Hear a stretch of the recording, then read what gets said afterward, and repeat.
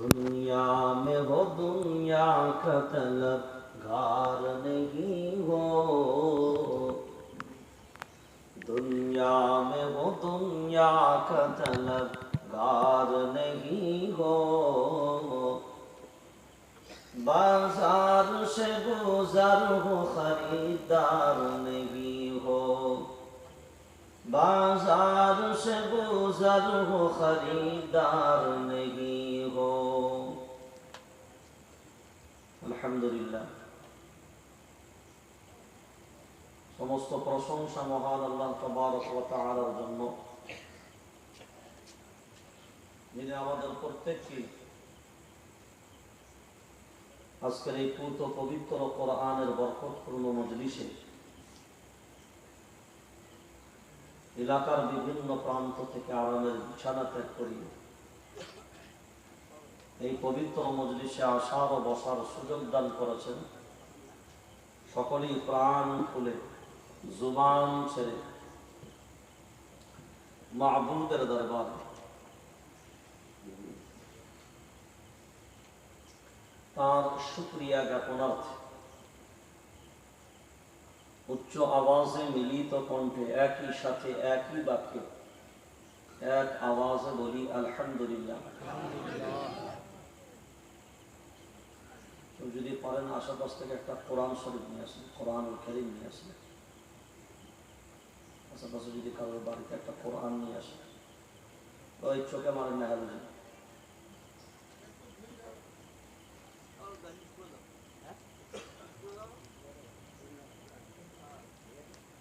অন্য চোখের নাম চোখে লাগছে না, আমরা অন্যদিকে আমার বাস ঠিক আছে, ঠিক আছে, ঠিক আছে।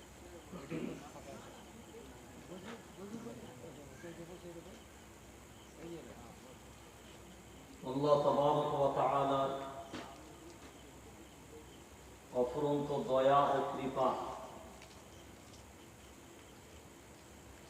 যিনি আমাদেরকে আজকের এই উপযুক্ত সময়ে উপযুক্ত মজলিসে নিয়ে এসে বস করিয়ে দিয়েছেন, এটা অনেক বড় ব্যাপার।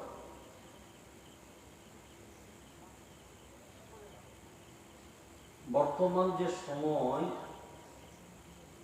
আর ভারতবর্ষের যা অবস্থা,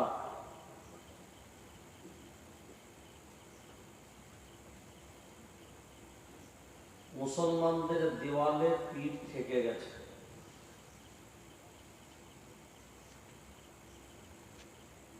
এ জাতি যদি এখনো না শুধরায়,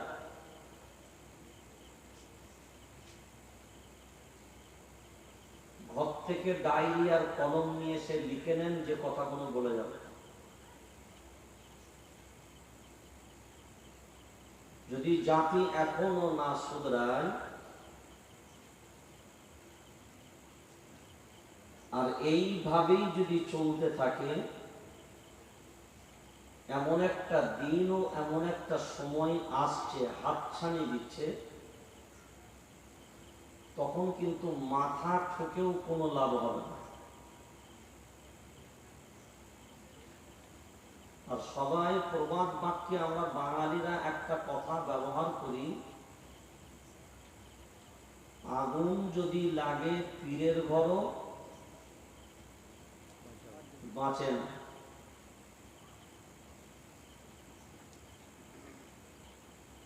তো ভারতবর্ষের বর্তমান যা পরিস্থিতি আর সিচুয়েশন তৈরি হয়েছে,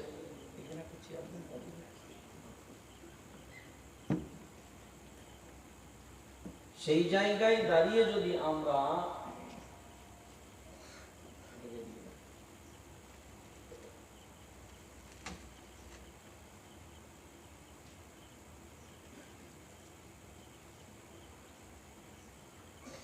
খুব গভীরভাবে চিন্তা ভাবনা না করি,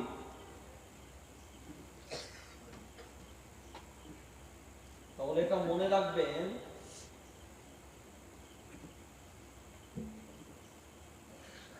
যে সময় আমাদের হয়তো ঘুম ভাঙবে বা যে সময় হয়তো আমাদের চেতনা ফিরবে, তখন কিন্তু আমাদের হাতে আর সময় থাকবে না।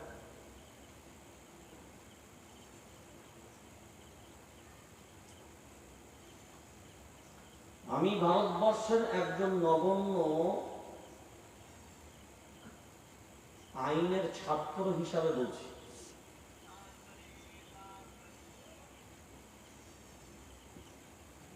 যা পরিবেশ আর যা পরিস্থিতি বর্তমান সময়ে তৈরি হয়ে আছে ভারতবর্ষের জমিনে,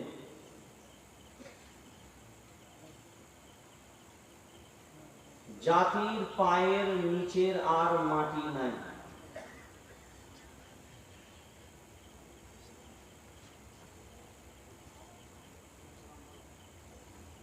আজ আমরা সবাই কম বেশি জানি যে ভারত সরকার একটা আইন পাস করেছে, যে কাদা কানুন, ওয়াকফ অ্যামেন্ডমেন্ট বিল।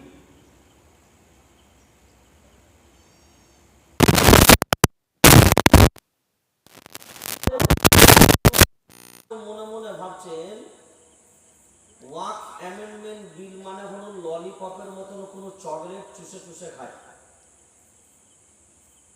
নাকি?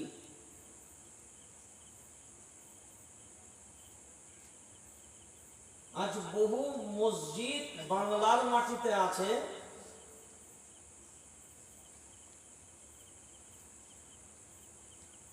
যেখানে ওয়াকফ অ্যামেন্ডমেন্ট বিলের ব্যাপারে মুসল্লিকে বলবে এইটুকু সৎ সাহস ইমামদের নাই।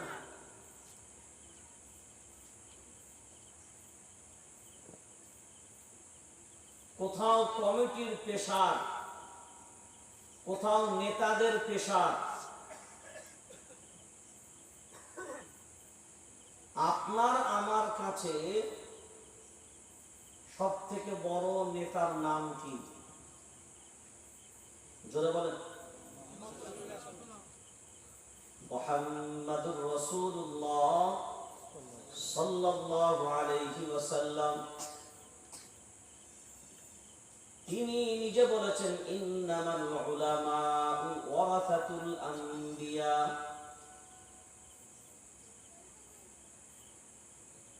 আমি নবী, আনা খাতামান নাবিয়্যিন লা নাবিয়্যা বা'দি। আমি বললাম শেষ নবী, আমার পরে আর কোন নবী, জোরে বলেন, আসবে না। আমার পরে যদি দুনিয়ার জমিনে কেউ নবীর দাবি করে, তবে নির্দ্বিধায় তোমরা তাকে কাফির বলি গণ্য করবে। মায়ার নবী মদিনাওয়ালা নিজে ক্লিয়ার করে দিয়েছে,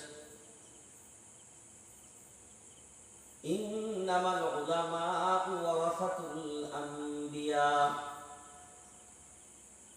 দুনিয়ার জমিনে আমি থাকব না, কিন্তু আমার পরে তোমাদের নেতৃত্ব দেবেন কে? আমি নবী ক্লিয়ার করে দিয়ে গেলাম, যারা আমাকে নবী বলে মেনে নাও, তারাও কিন্তু আমি নবী, আমার এই কথা কেউ তোমরা যদি বলেন মেনে নাও। কেন মানব? কিসের জন্য মানব? কুরআনুল কারীম সূরার নাম সূরা হাশর 28 নম্বর পারা 5 নম্বর সাফার ভিতরে আল্লাহ বলেন, মা আতাকুমুর রাসূল ফাখুযুহু ওয়া মা নাহাকুম আনহু ফান্তাহু। নিজে আল্লাহ ক্লিয়ার করে দিলেন বিশ্ববাসীর জন্য, যারা কোরআনুল কারীমকে আল্লাহর কিতাব বলে মানে। একেবারে আপনার সামনে আমি একটা কিতাব নিয়েছি, এই কিতাবটাকে নিশ্চয়ই চেনেন। এর নাম জোরে বলেন না, কোরআন বলে কোনো কিতাব নাই। এবার বলেন এই কিতাবের নাম কি? যেটুকু বলেছিলাম আর বলবো বলে মনে হয়? কুরআন বলে কোনো শব্দ নাই। কুরআন বলেন, কুরআন, কোরআন নয়, কুরআন বলেন। হ্যাঁ, কোরআন নয়, কোরআন আলাদা জিনিস, কুরআন, কুরআন। এরপরে বলতে পারেন কোরআনুল কারীম, কোরআনুল হাকীম, কোরআনুল মাজিদ, যা লাগাবেন, কিন্তু কোরআন বলবেন না। আমাদের মহিলারা এটা সব থেকে বেশি বলেন। কোরআন শরীফ আনসে পারা, আনসে পারা বলে কিচ্ছু নাই, আম্মা পারা বলেন, আম্মা পারা, আনসে পারা না। কোরআনুল কারীমের 30তম পারা, যেটা আমাদের আলাদা পৃথকভাবে থাকে, আমাদের মহিলারা ওটাকে আনসে পারা বলে, আসল হলো আম্মা পারা, 30তম পারা। তো এই কিতাব কার? সবাই জোরে বলেন আল্লাহ। এতে সন্দেহ আছে? আচ্ছা, এই যে কিতাব, এতে যা কথা আছে, যা যা কথা আছে, সব কথাগুলি কার? সবাই বলেন একটু ভেবে বলেন তো, সত্যি কি আল্লাহর কথা আছে, না অন্য কারোর একটু একটু কথা ঢুকানো আছে? না জোরে বলেন। বাই রেকর্ড কিন্তু ক্যামেরার সামনে আপনি বলছেন, চলে যাওয়ার পরে দ্বিধাগ্রস্ত হবেন না। এটা আল্লাহর কিতাব, এতে যা কথা আছে আলহামদু থেকে শুরু করে মিনাল জিন্নাতি ওয়ান নাস পর্যন্ত সব কথাই কার? আল্লাহর কথাই কোনো সন্দেহ তো আছে নাকি? জোরে বলেন। ও সন্দেহ নাই। তাহলে যা কথা আছে সব সত্য না মিথ্যা? একটু একটু তো মিথ্যা হবে। সবাই বলেন একদম ফাইনাল বলছেন তো? জোরে বলেন।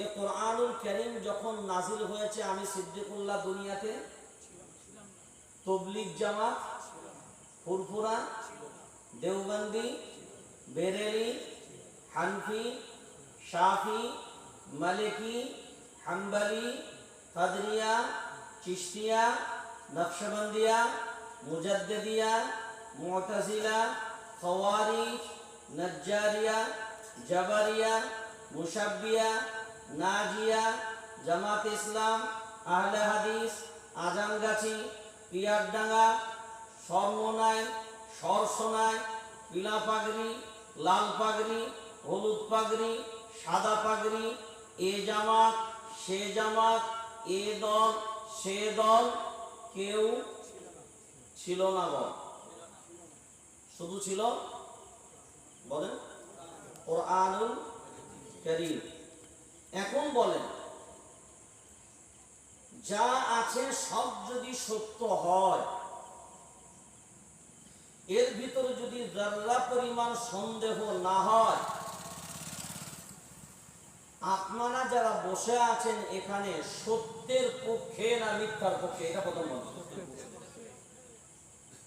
সত্যের পক্ষে যদি আপনারা হন, তাহলে তো কোরআনের পক্ষে।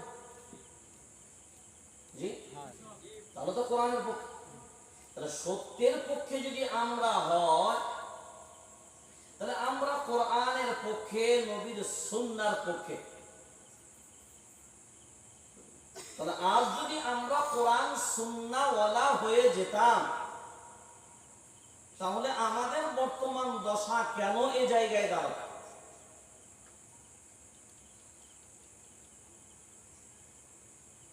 আমরা মুখে বলি আল্লাহর কিতাব, হাদা কালাম রব্বি, এটা আমার রবের কালাম, অন্য কারোর নয়। দুনিয়ার কোন জায়গা থেকে কোরআনুল কারীম আসেনি, তানজিলুম মির রাব্বিল আলামিন। আল্লাহু আকবার বলেন। কার কাছ থেকে নাজিল হয়েছে এই কিতাব? কার কাছ থেকে নাজিল হয়েছে? জোরে বলেন। আল্লাহর কাছ থেকে। কার কাছ থেকে? আল্লাহর কাছ থেকে। ভাবনা চিন্তা করে একটা জিনিস প্রথম জানবেন, কেউ যদি মনে মনে ভাবে আমি অনেক বড় জাননেওয়ালা, আমি অনেক বেশি বুঝনেওয়ালা, আমি অনেক বেশি বুঝেছি, মনে রাখবেন আপনার থেকে জ্ঞানী কিন্তু দুনিয়ার জমিনে ইবলিস আছে। আপনার থেকে জ্ঞানী, যারা বলেন আমার থেকে বড় জ্ঞানী, আমাদের সকলের থেকে মহাপণ্ডিত, কারণ তার উপাধি ছিল মুআল্লিমুল মালাইকা। মুআল্লিম মানে হলো শিক্ষক, আর মালাইকা মানে হলো ফেরেশতা সমূহ। সমস্ত ফেরেশতাদের শিক্ষকের নাম হলো, যারা বলেন আযাজিল। যখন শিক্ষক ছিল তখন ইবলিস ছিল না, তখন তার নাম আযাজিল। ওর থেকে মহাপণ্ডিত কিন্তু আমাদের মাঝখানে কেউ নাই। কিন্তু তারপরেও জান্নাতি না জাহান্নামী? জোরে বলেন, কয়টা অন্যায় করেছে? জোরে বলেন, একটা অন্যায়। কয়টা? আপনার আমি কয়টা করেছি? আপনি আমি কয়টা করেছি? খুব যদি গভীরভাবে ভাবনা চিন্তা করে আমরা মূল্যায়ন করি বহু দিক দিয়ে, যখন ছিল মুআল্লিমুল মালাইকা বেটা, সবাই আমরা কম বেশি এই বয়ান শুনি বা না শুনি, এ কথা আমরা সবাই জানি যে আল্লাহ আদম আলাইহিস সালামকে সাজদা করার কথা এই আযাজিলকে বলেছিল, তাই না? এটা আমরা সবাই সবাই জানি। কি করার কথা? সাজদা করার কথা। এখন বলেন কয়টা সাজদা?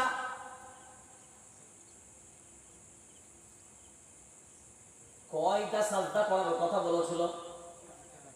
সবাই বলেন একসাথে, একটা। কয়টা? এটা নোট দিবেন আপনারা। কয়টা? একটা সাজদা করার কথা। এখন সাজদাটা কাকে করতে বলেছিল? আল্লাহকে নয়, এটা ভুলবেন না। সাজদাটা কিন্তু আল্লাহকে নয়, হুকুমটা আল্লাহ, কিন্তু সাজদাটা বান্দাকে। সাজদাটা বান্দাকে। কয়টা সাজদা? একটা। এখন বিবেক দিয়ে ভাবনা চিন্তা করে এবার বলেন, মিস্টার আযাজিল কি সাজদা করেছিল? জোরে বলেন, করে নাই। তাহলে হুকুমটা কয়টা? একটা। সাজদা কয়টা? একটা। ব্যক্তি কয়টা? একটা।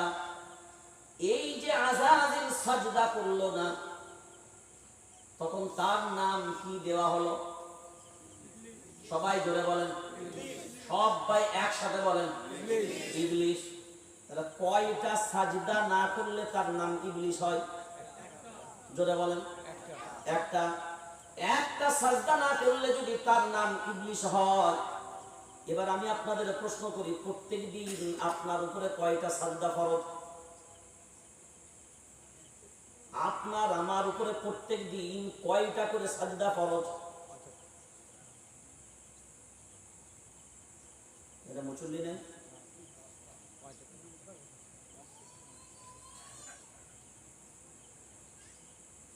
এত বয়স হয়ে গেল, এতদিন নামাজ পড়ছে, কয়টা সাজদা সারাদিনে ফরজ?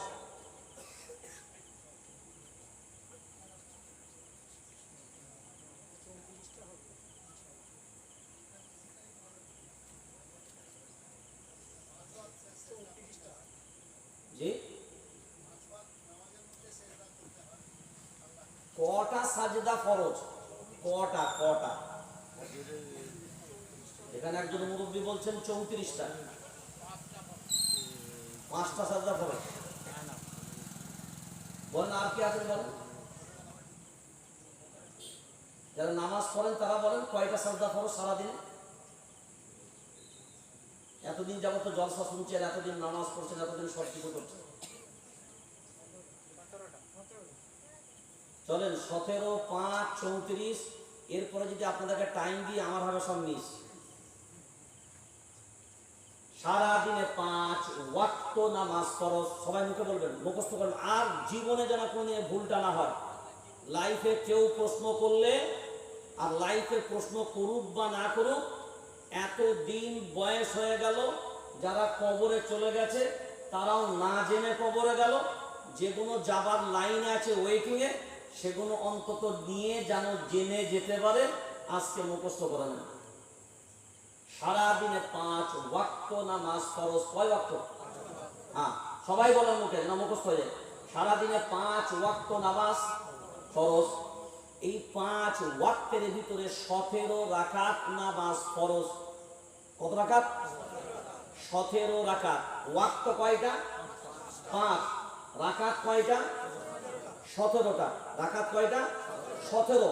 এটা হলো ফরজ, এটা হলো ফরজ।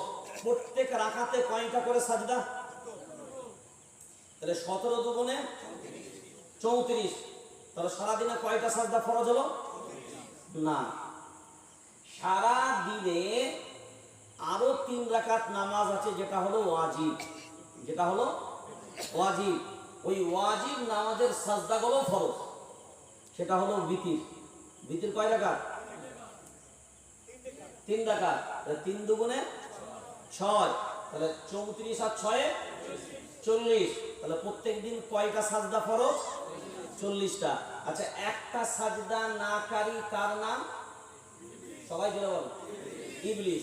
তো একটা সাজদা না করলে তার নাম হয় ইবলিস। তো প্রত্যেক দিন যে 40টা সাজদা করে না, তার নাম কি হবে আপনারা বলেন?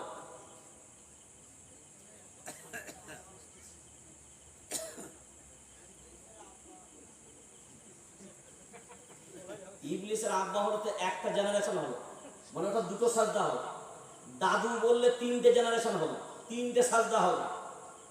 এখন হিসাব করে দেখেন, একটা সাজদা নাকারীকে, ওর থেকে জ্ঞানী মানুষ, ওর থেকে ইবাদতকারী পৃথিবীর জমিনে এমন কোন জায়গা পাবেন না যেখানে 4 আঙ্গুল জায়গা খালি আছে, ইবলিস সাজদা করে না।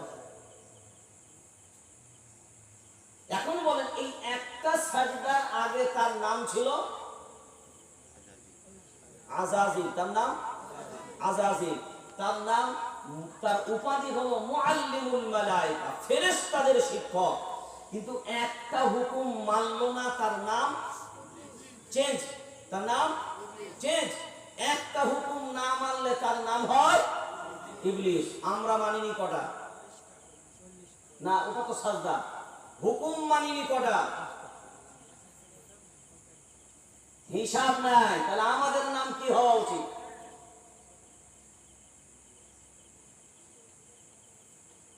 একটা সাজদা নাকারী যদি ইবলিস হয়, তার নাম যদি ইবলিস হয়, আপনি বিবেক দিয়ে বলেন যে প্রত্যেক দিন 40টা সাজদা করে না, তার নাম কি হওয়া উচিত? আচ্ছা, ইবলিসের জানাজা হবে তাড়াতাড়ি, সময় কম, অনেক বেশি কথা বলতে হবে, অনেক দলিল পর্চা আছে, তাড়াতাড়ি বলেন। জানাজা, কাফন, দাফন। তাহলে একটা সাজদা নাকারীর যদি জানাজা, কাফন, দাফন না হয়, প্রত্যেক দিন যে 40টা সাজদা করে না, তার কেন হবে?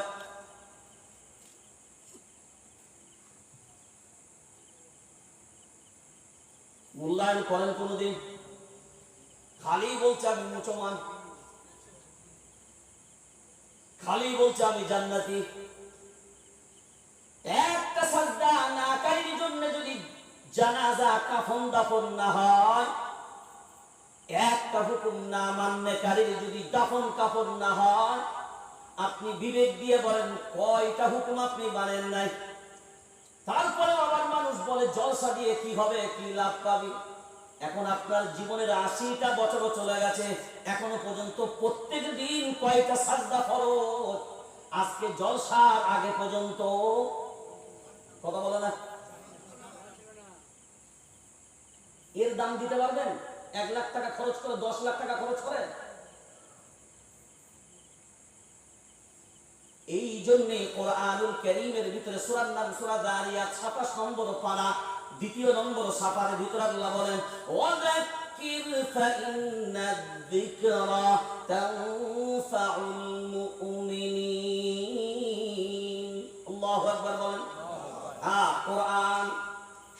নম্বর পারা, 2 নম্বর সাফা, সূরার নাম সূরা যারিয়াত। আল্লাহ বলেছেন, আমি বলিনি, কোন জামাতের কোন দলের কোন নেতার কথা নয়। যে রব এই কিতাব নাযিল করেছে তিনি বলেছেন, আর আপনারা জলসার প্রথমেই বলেছেন এই কিতাবে যা কথা আছে সব সত্য। তাহলে এই যে কথাটা আল্লাহ বলেছেন এটা যারা বলেন ওয়াযাক্কির ফাইন্না যিকরা তানফাউল মুমিনিন, মুমিনদের সামনে ওয়াজ করো, বয়ান করো, নসিহত করো, অবশ্যই অবশ্যই মুমিনদের ফায়দা। জলসা শুনে ফায়দা কাদের? জোরে বলেন। ফায়দা পাবে না কারা? মুমিনের বিপরীতে আছে যারা, বলেন ফায়দা পাবে না কারা? মুমিনের বিপরীতে আছে। বিপরীত বোঝেন তো? খুব ভালো করে দেখেন, বিপরীত শব্দ প্রত্যেকটা জিনিসের হয়।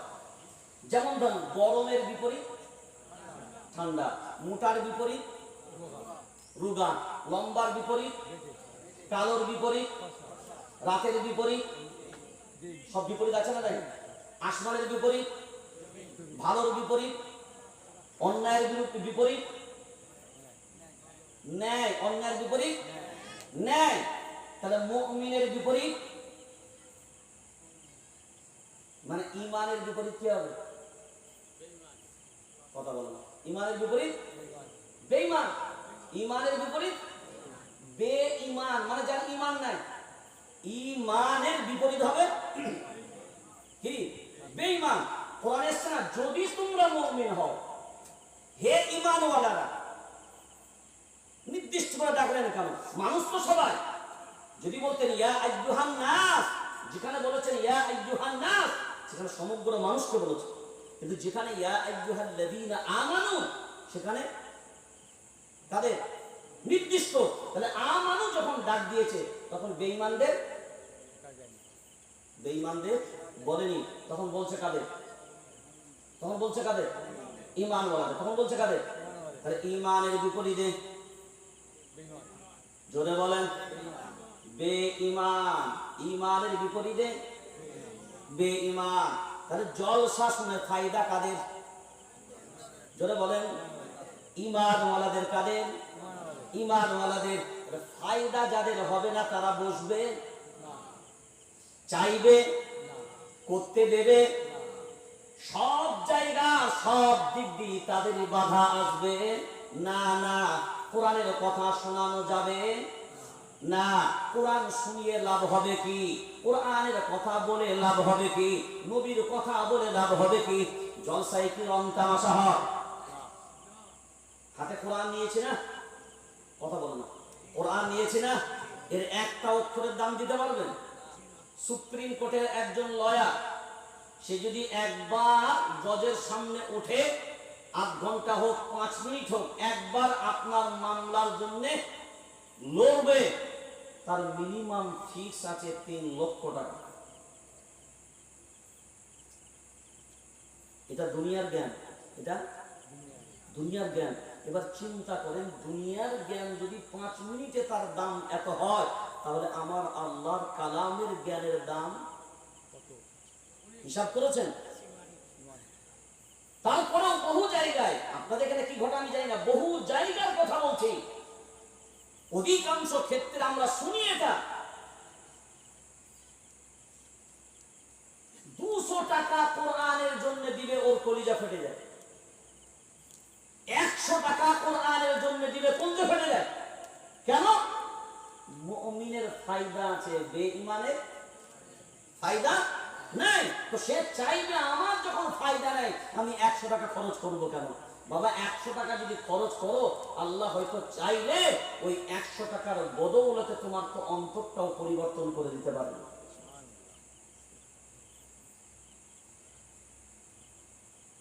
এবার চলেন, তবে একটা সাজদা দাকারীকে বলা হয় কি? 40টা হিসাব আর আমাকে দিতে হবে না, আপনারা আজকে মোটামুটি জলসার পরে গিয়ে নোট করে নেবেন। এবার ভাবনা চিন্তা করে, বিবেক দিয়ে ভাবনা চিন্তা করে বলেন, দুনিয়ার জমিনে যদি লক্ষ্য করে আমরা দেখি, আমরা নিজেদেরকে ঈমানওয়ালা দাবি করি ঠিক কথাই, কিন্তু কোরআনুল কারীম অনুযায়ী যদি আমরা আমাদের মূল্যায়নকে দেখতে চাই, কোরআনুল কারীম অনুযায়ী যদি আমরা আমাদের মূল্যায়ন করি, মায়ার নবী মদিনাওয়ালাকে দিয়ে যদি আমরা মূল্যায়ন করি, আমরা নিজেদের অস্তিত্বের মাঝখানে দাঁড়াতেই পারবো না। ঈমানদার তো দূরের কথা, নিজেদের প্রতি নিজেদেরই ঘৃণা তৈরি হবে। শুধুমাত্র আমরা জানি নিজে ভালো, সব খারাপ, সব খারাপ, সব খারাপ, হিংসাই মন ভরা। যদিও আপনাদের বরহল দিঘির পারে কাউ হিংসা করে না। লা ইয়াদখুলুল জান্নাতা মান লা ইয়ামানু জারুহু বাওয়াইকা, নবী বললেন শুনে রেখে দাও, যার দ্বারাই পাড়া প্রতিবেশী নিরাপদ নয়। তুমি যে দল করো, যে জামাত করো, যে মতে চলো, যে পথে চলো, তোমার দ্বারাই যদি পাড়া প্রতিবেশী নিরাপদে না থাকে, লা ইয়াদখুলুল জান্নাহ, আমি নবী ডিক্লিয়ার দিয়ে গেলাম, তুমি জান্নাতে যাবে না। কারণ জান্নাতে যাবে তারা আমার মায়ার নবী মদিনাওয়ালার শাফাআত পাবে যারা। শাফাআত যে পাবে না, জান্নাতে সে যাবে না। এরপরেও যদি ভাবনা চিন্তা আমার আপনার মাঝখানে না হয়, আল্লাহর গোলাম, এমনি এমনি ভারতবর্ষের জালিম শাসক এমনি এমনি আমাদের উপরে চাপিয়ে দেওয়া হয়নি। আমরা নিজেদেরকে মনে করি আমাদের টেনশন নাই, আমরা নিজেদেরকে মনে করি আমাদের ভয় নাই, আমাদের চিন্তার কোনো কারণ নাই। আমরা তো আল্লাহকে আল্লাহ বলে মানি, কোরআনকে কোরআন বলে মানি, কোরআনকে একটা কিতাব বলে মানি, কিন্তু এই কিতাবটা আমাদেরকে মেনে নিয়ে চলতে হবে, এই ব্যাপারে আমাদের কোনো চেতনা ভাবনাও আমাদের মাঝখানে নাই। এই কোরআনুল কারীম আমার আপনার সামনে জাহান্নামে কে যাবে, জান্নাতে কে যাবে, ফায়সালা দিয়েছে না দেয় নাই? জোরে বলেন। এবার যদি কোরআনুল কারীম অনুযায়ী যদি আমার ফায়সালা হয়ে যায়, ওই আমলকারী জান্নাতি আর ওই আমলকারী জাহান্নামী, এইটা আল্লাহ বলে দেওয়ার পরে যদি দুনিয়ার আমার মতন কোন নেতা যদি সামনে এসে বলে না জান্নাতের জায়গা নয়, আমি বলছি এটা জান্নাত, আমার আল্লাহ আগেই বলে দিয়েছেন জান্নাতে কে যাবে আর জাহান্নামেও কে যাবে। খুব লক্ষ্য দিয়ে ভাবনা চিন্তা করে দেখেন, আমরা এখানে যারা বসে আছি, এই যে সামনে এখন বসে আছি, কোরআনের আলোচনা হচ্ছে, আপনার আমার মনে মনে হচ্ছে আহা সত্যিকারে আমরা অন্যায় করছি, সত্যিকারে কত খারাপ করছি। এই যে সামনে ভাবনা চিন্তা করছেন, এই জলসার মজলিসটা যেমনি শেষ হয়ে যাবে, রাত্রে বেলায় যখন ঘুমিয়ে সকাল থেকে ঘুম ভেঙে উঠবেন, ফজরের আজানের পরে কি এই কথা আর মনে থাকবে? এই ভাবনা চিন্তাটা হবে, তাহলে বুঝে নিতে হবে সামনে একরকম, পিছনে যদি অন্যরকম হয়, বুঝে নিতে হবে এইটাই হলো মুনাফিক। এটা হলো, জোরে বলেন, মুনাফিক। সামনে হুজুর হুজুর আর পিছনে খেজুর। সামনে বলছে না কোরআন মানে আল্লাহর কিতাব, সামনে বললাম যা আছে সব সত্য, সামনে বলছি আল্লাহ যা কথা দিয়েছেন সব আল্লাহর কথা। এই আল্লাহ যাকে আমরা বলছি সত্য কিতাব, সত্য কথা, এই আল্লাহ যখন আমাদের সামনে হারামের কথা বর্ণনা করেছে, হালালের কথা বর্ণনা করেছে, জাহান্নামের কথা বর্ণনা করেছে, জান্নাতের কথা বর্ণনা করেছে, তখন যদি ভাবনা চিন্তার মনে হয়, সামনে আপনার মনে হলো মেনে নেওয়া দরকার, সত্যি আমরা অন্যায় করি, পিছনে যখন চলে গেলাম আবার মুনাফিকি শুরু হয়ে গেল, কোরআনের বিরোধিতা করা শুরু করলাম, কোরআন ওয়ালাদের বিরোধিতা করা শুরু করলাম, সব মেনে নিতে পারলাম, সিদ্দিকুল্লাহর এই কথাটা যেন আমি মেনে নিতে পারলাম না। বুঝে নিতে হবে এগুলো অরিজিনাল মার্কা মুনাফিক, এর ভিতরে ভেজাল হবে না। আর মুনাফিক হবে যারা, আল্লাহ বলছেন থাম একটু দাঁড়া, ৫ম নম্বর পারা, সূরার নাম সূরা নিসা, সাফা নাম্বার ২০ ভিতরে আল্লাহ ক্লিয়ার করে দিলেন, ইন্নাল মুনাফিকিনা ফিদ দারকিল আসফালি মিনান নার। আল্লাহু আকবার বলেন। আল্লাহ নিজে ক্লিয়ার করেছে, আপনারাই বলেছেন যা আছে সব সত্য। মুনাফিকদের ঠিকানা হবে জাহান্নামের সব থেকে নিচে, একেবারে তলদেশে জাহান্নামে ঠিকানা হবে। এই পর্যন্ত নয়, কোরআনের বিরোধিতা করে যারা, কোরআনের কথার বিরোধিতা করবে যারা, কোরআন ওয়ালাদের বিরোধিতা করবে যারা, এরাই তো অরিজিনাল মুনাফিক হবে, অন্য কেউ না। এরা সামনে বলে আমরা মুসলমান, আর বিরোধিতা করায় পাই হলো যাদের কাজ, তারাই তো হলো বেঈমান, তারাই হলো বেঈমান। আর মুনাফিক কিন্তু অন্য ধর্মের ভিতরে হয় না, এটা মনে রেখে দেবেন। মুনাফিক এই শব্দটা, এই নিফাক কাজ যে করে, এটা অন্য ধর্মের ভিতরে হয় না, এটা শুধুমাত্র আমাদের ভিতরেই মুনাফিক হবে। কাদের ভিতরে? এইটা অনেকেই হয়তো মনে করেন যে সারা দুনিয়ার সব মানুষের ভিতরে মুনাফিক। না, মুনাফিক আমাদের ভিতরে।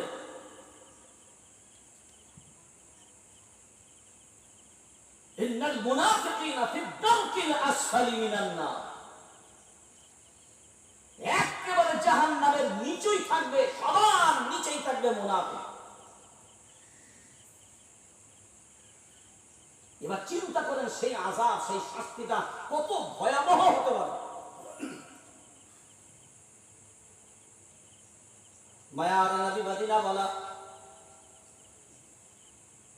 এক মুনাফিকের জানাজা পড়বেন বললে তিনি মনস্থির করলেন।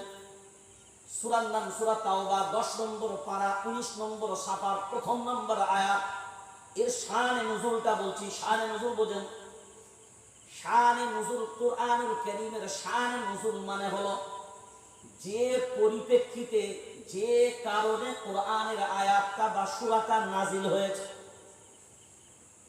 এইটাকে বলা হয় শানে নুজুল। তার একটা ঘটনা হয়, তার একটা উদ্দেশ্য হয়। সূরা তাওবা 10 নম্বর পারা, 19 নম্বর সাফার, 1 নম্বর আয়াতের শানে নুজুলি হলো এটা। ইস্তাগফির লাহু আও লা তাস্তাগফির লাহু ইন তাস্তাগফির লাহু 70 মাররা, 70 মাররা। এটা আমার বাপের কোনো কথা বললাম না, এটা কোনো দলের, কোনো জামাতের কথা নয়। কোরআনুল কারীম খোলেন, আপনার হাতে কোরআন তুলে নেন, আমার হাতে কোরআন তুলে নিয়েছে। খোলেন আর ভিড়ান, আল্লাহ এই কথাগুলো বলেছেন, হ্যাঁ আর না। যদি বলে থাকেন আল্লাহর গোলাম, যারা আমরা নিজেদেরকে কোরআন আল্লাহর কিতাব বলে মেনে নিই, তারা ভাবনা চিন্তা করে এবার জবাব দেন। এর শানে নুজুল মায়ার নবী মদিনা বলা, তিনি দয়ার নবী, মায়ার নবী। ওই জন্যই তো আল্লাহ কোরআনুল কারীমের ভিতরে বলেন রাহমাতাল লিল আলামিন। কিন্তু এখানে এবার মূল্যায়নটা ভাবনা চিন্তা করেন। এক মুনাফিক মারা গেল, এক মুনাফিক, কথা বলেন, এক মুনাফিক মারা গেল। এখন মায়ার নবী মদিনা বলার জানাজা পড়ার ইচ্ছা হলো, এটা শানে নুজুল, এটা হচ্ছে ঘটনা। জানাজা পড়ার ইচ্ছা কার হলো? মায়ার নবী মদিনা বলার কার হলো? নবীজির। কার হলো? আর সবাই কার হলো? নবীজির। জানাজাটা কার? মুনাফিকের। জানাজাটা কার? কয়জন? একজন। হয়তো ওমর রাদিয়াল্লাহু তাআলা আনহু তখন বেঁচে আছে, আল্লাহর নবী আছেন, হয়তো ওমর বেঁচে আছে। যেমনি নবী বললেন মুনাফিক ওর জানাজা পড়ার জন্য যাব, হয়তো ওমর বললেন নবী গো ওর জানাজা আপনি পড়তে যাবেন না। কারণ হয়তো ওমর ছিলেন একদম সোজা সাপটা লোক, ঘুরিয়ে ফিরিয়ে কথা বলার জায়গা নাই। যা হবে, হ্যাঁ যা হবে অ্যাকশন। আমিরুল মুমিনিন হয়তো ওমর রাদিয়াল্লাহু তাআলা আনহু বললেন নবী গো ওই ব্যক্তি হলো মুনাফিক, ওর জানাজায় আপনি যাবেন না। কিন্তু মায়ার নবী, দয়ার নবী, তিনি বললেন না, ও মুনাফিক হোক, তারপরও আমি ওর জানাজায় যাব। এটা মায়ার নবী মদিনা ওয়ালার ভাবনা। কিন্তু এই যে ওর জানাজায় যাব, যেমনি হয়তো ওমর বাধা দিলেন, তখন নবী বললেন আমি ওর জন্য আল্লাহর কাছে তাওবা ইস্তিগফার করব, মানে ক্ষমা চাইব। আল্লাহ নিশ্চয়ই আমি ক্ষমা চাইলে ক্ষমা করে দিবেন। মায়ার নবী মদিনা ওয়ালা এমন যখন মনস্থির করলেন, তেমনি সঙ্গে সঙ্গে আল্লাহ কুরআনুল কারীমের ওই আয়াতটাই নাযিল করলেন, ইস্তাগফির লাহু আও লা তাস্তাগফির লাহু ইন তাস্তাগফির লাহু ৭০ মাররা। এরপর আল্লাহ ডাইরেক্ট মায়ার নবী মদিনা ওয়ালাকে বললেন, নবী গো শুনে রেখে দেন। বারবার দিয়ে বললেন, নবী ওই মুনাফিকের জন্য যদি আপনি ৭০ বার ইস্তিগফার করেন, আমি আল্লাহ ক্ষমা করব না। কাকে বললেন কথাটা? এই কথাটা অনেক বড় শিক্ষণীয় ব্যাপার। ৭০ মাররা, ৭০ বার যদি ইস্তিগফার করেন, ইস্তিগফারটা করবে কে? আমি সিদ্দিকুল্লাহ, কে? মায়ার নবী মদিনা ওয়ালা। এইটা ভাববেন যে ইস্তিগফারটা করতে চাচ্ছেন মায়ার নবী, স্বয়ং নবী করতে যাচ্ছেন। কিন্তু আল্লাহ বলছেন ৭০ মাররা, ৭০ বার যদি নবী ইস্তিগফার করেন, ওই মুনাফিককে ক্ষমা করা হবে না। অর্থাৎ আপনার ইস্তিগফার আমি আল্লাহ কবুল। এটা কোরআন। এরপর যখন বললেন, মায়ার নবী মদিনা ওয়ালা তখন মনস্থির করলেন, ঠিক আছে, আল্লাহ যখন এর জন্য কুরআনুল কারীমের আয়াত নাযিল করেছে, তাহলে এর জানাজায় যাব না, সুদূর ভবিষ্যতে জানাজায় যাব। এই যে সুদূর ভবিষ্যতের ভাবনা চিন্তা মায়ার নবী মদিনা ওয়ালার ভিতরে ঢুকলো, তেমনি আবার আল্লাহ কুরআনুল কারীমের আয়াত নাযিল করে আবার জানিয়ে দিলেন, ওয়ালা তুসাল্লি আলা আহাদিন মিনহুম মাতা আবাদান ওয়ালা তাকুম আলা কবরিহি। দুটো কথা এখানে মারাত্মক বললেন, ওয়ালা তুসাল্লি আলা আহাদিন আহাদিন আহাদিন, একেবারে কখনোই কখনোই কখনোই। কখনোই মানে কি? মাঝে মধ্যে একবার, মানে একদমই না। ওয়ালা তুসাল্লি আলা আহাদিন মিনহুম মাতা, সুদূর ভবিষ্যতেও কখনো কোন মুনাফিকের জানাজায় দাঁড়াবেন না। মাতা। আমার বলেন আবাদান ওয়ালা তাকুম আলা কবরিহি। কুম দাঁড়ানো, আলা কবরিহি হায়জলির ব্যবহার করেছে, তার কবরে। আলা একারের অর্থ দিচ্ছে, আলা কবরিহি, তার কবরেও কখনো দাঁড়াবেন। জোরে বলেন না। কার কবরে? জোরে। মুনাফিকের কবরে। মুনাফিকের জানাজায় দাঁড়ানো যাবে না, মুনাফিকের কবরেও দাঁড়ানো যাবে না, কখনোই না, কখনোই না, কখনোই না। আবাদান এর দ্বারাতেও কখনো, আহাদান এর দ্বারাতেও কখনো, কখনোই না। আপনি দুই জায়গাতেই নবী দাঁড়াবেন না, কারণ মুনাফিকের জানাজাতেও আপনি দাঁড়াবেন না, আর কবরেও আপনি দাঁড়াবেন না। এখন যদি আপনাদের এই বোরহল দিঘির পারে আমি জিজ্ঞাসা করি, এই আয়াতগুলো কুরআনুল কারীমের ভিতরে আছে না রহিত হয়ে গেছে? যেটা বলেন আছে। আজীব মশলা।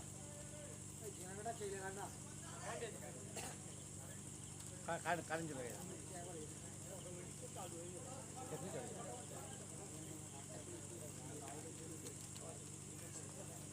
মাঝখানে বন্ধ হলে বহুত সমস্যা আপনাদের।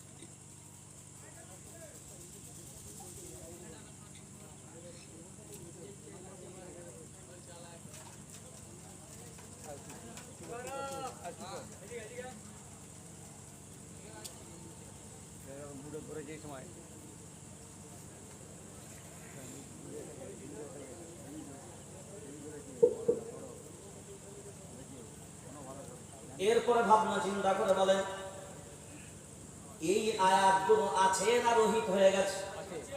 যারা বলেন আছে, তাহলে এই আয়াতের আমল আর কি নবী আছে? নবী আর নেই। এখন এই আয়াতগুলোর উপরে আমল করবে কারা? যারা বলেন এই দায়িত্বগুলো কারা নেবে? মায়ার নবী মদিনা ওয়ালা যাদেরকে নেতৃত্ব দান করেছেন, ওয়ারাসাতুল আম্বিয়া হবে যারা, এই কথাগুলোর উপরে ঘোষণা দিবে তারা। এখন বিবেক দিয়ে ভাবনা চিন্তা করে বলেন, মসজিদের মেম্বার, মসজিদের ইমামরা যদি এই কথাগুলো ঘোষণা করে দেয়, কোন মুনাফিকের জানাজা আমরা ইমাম করব না,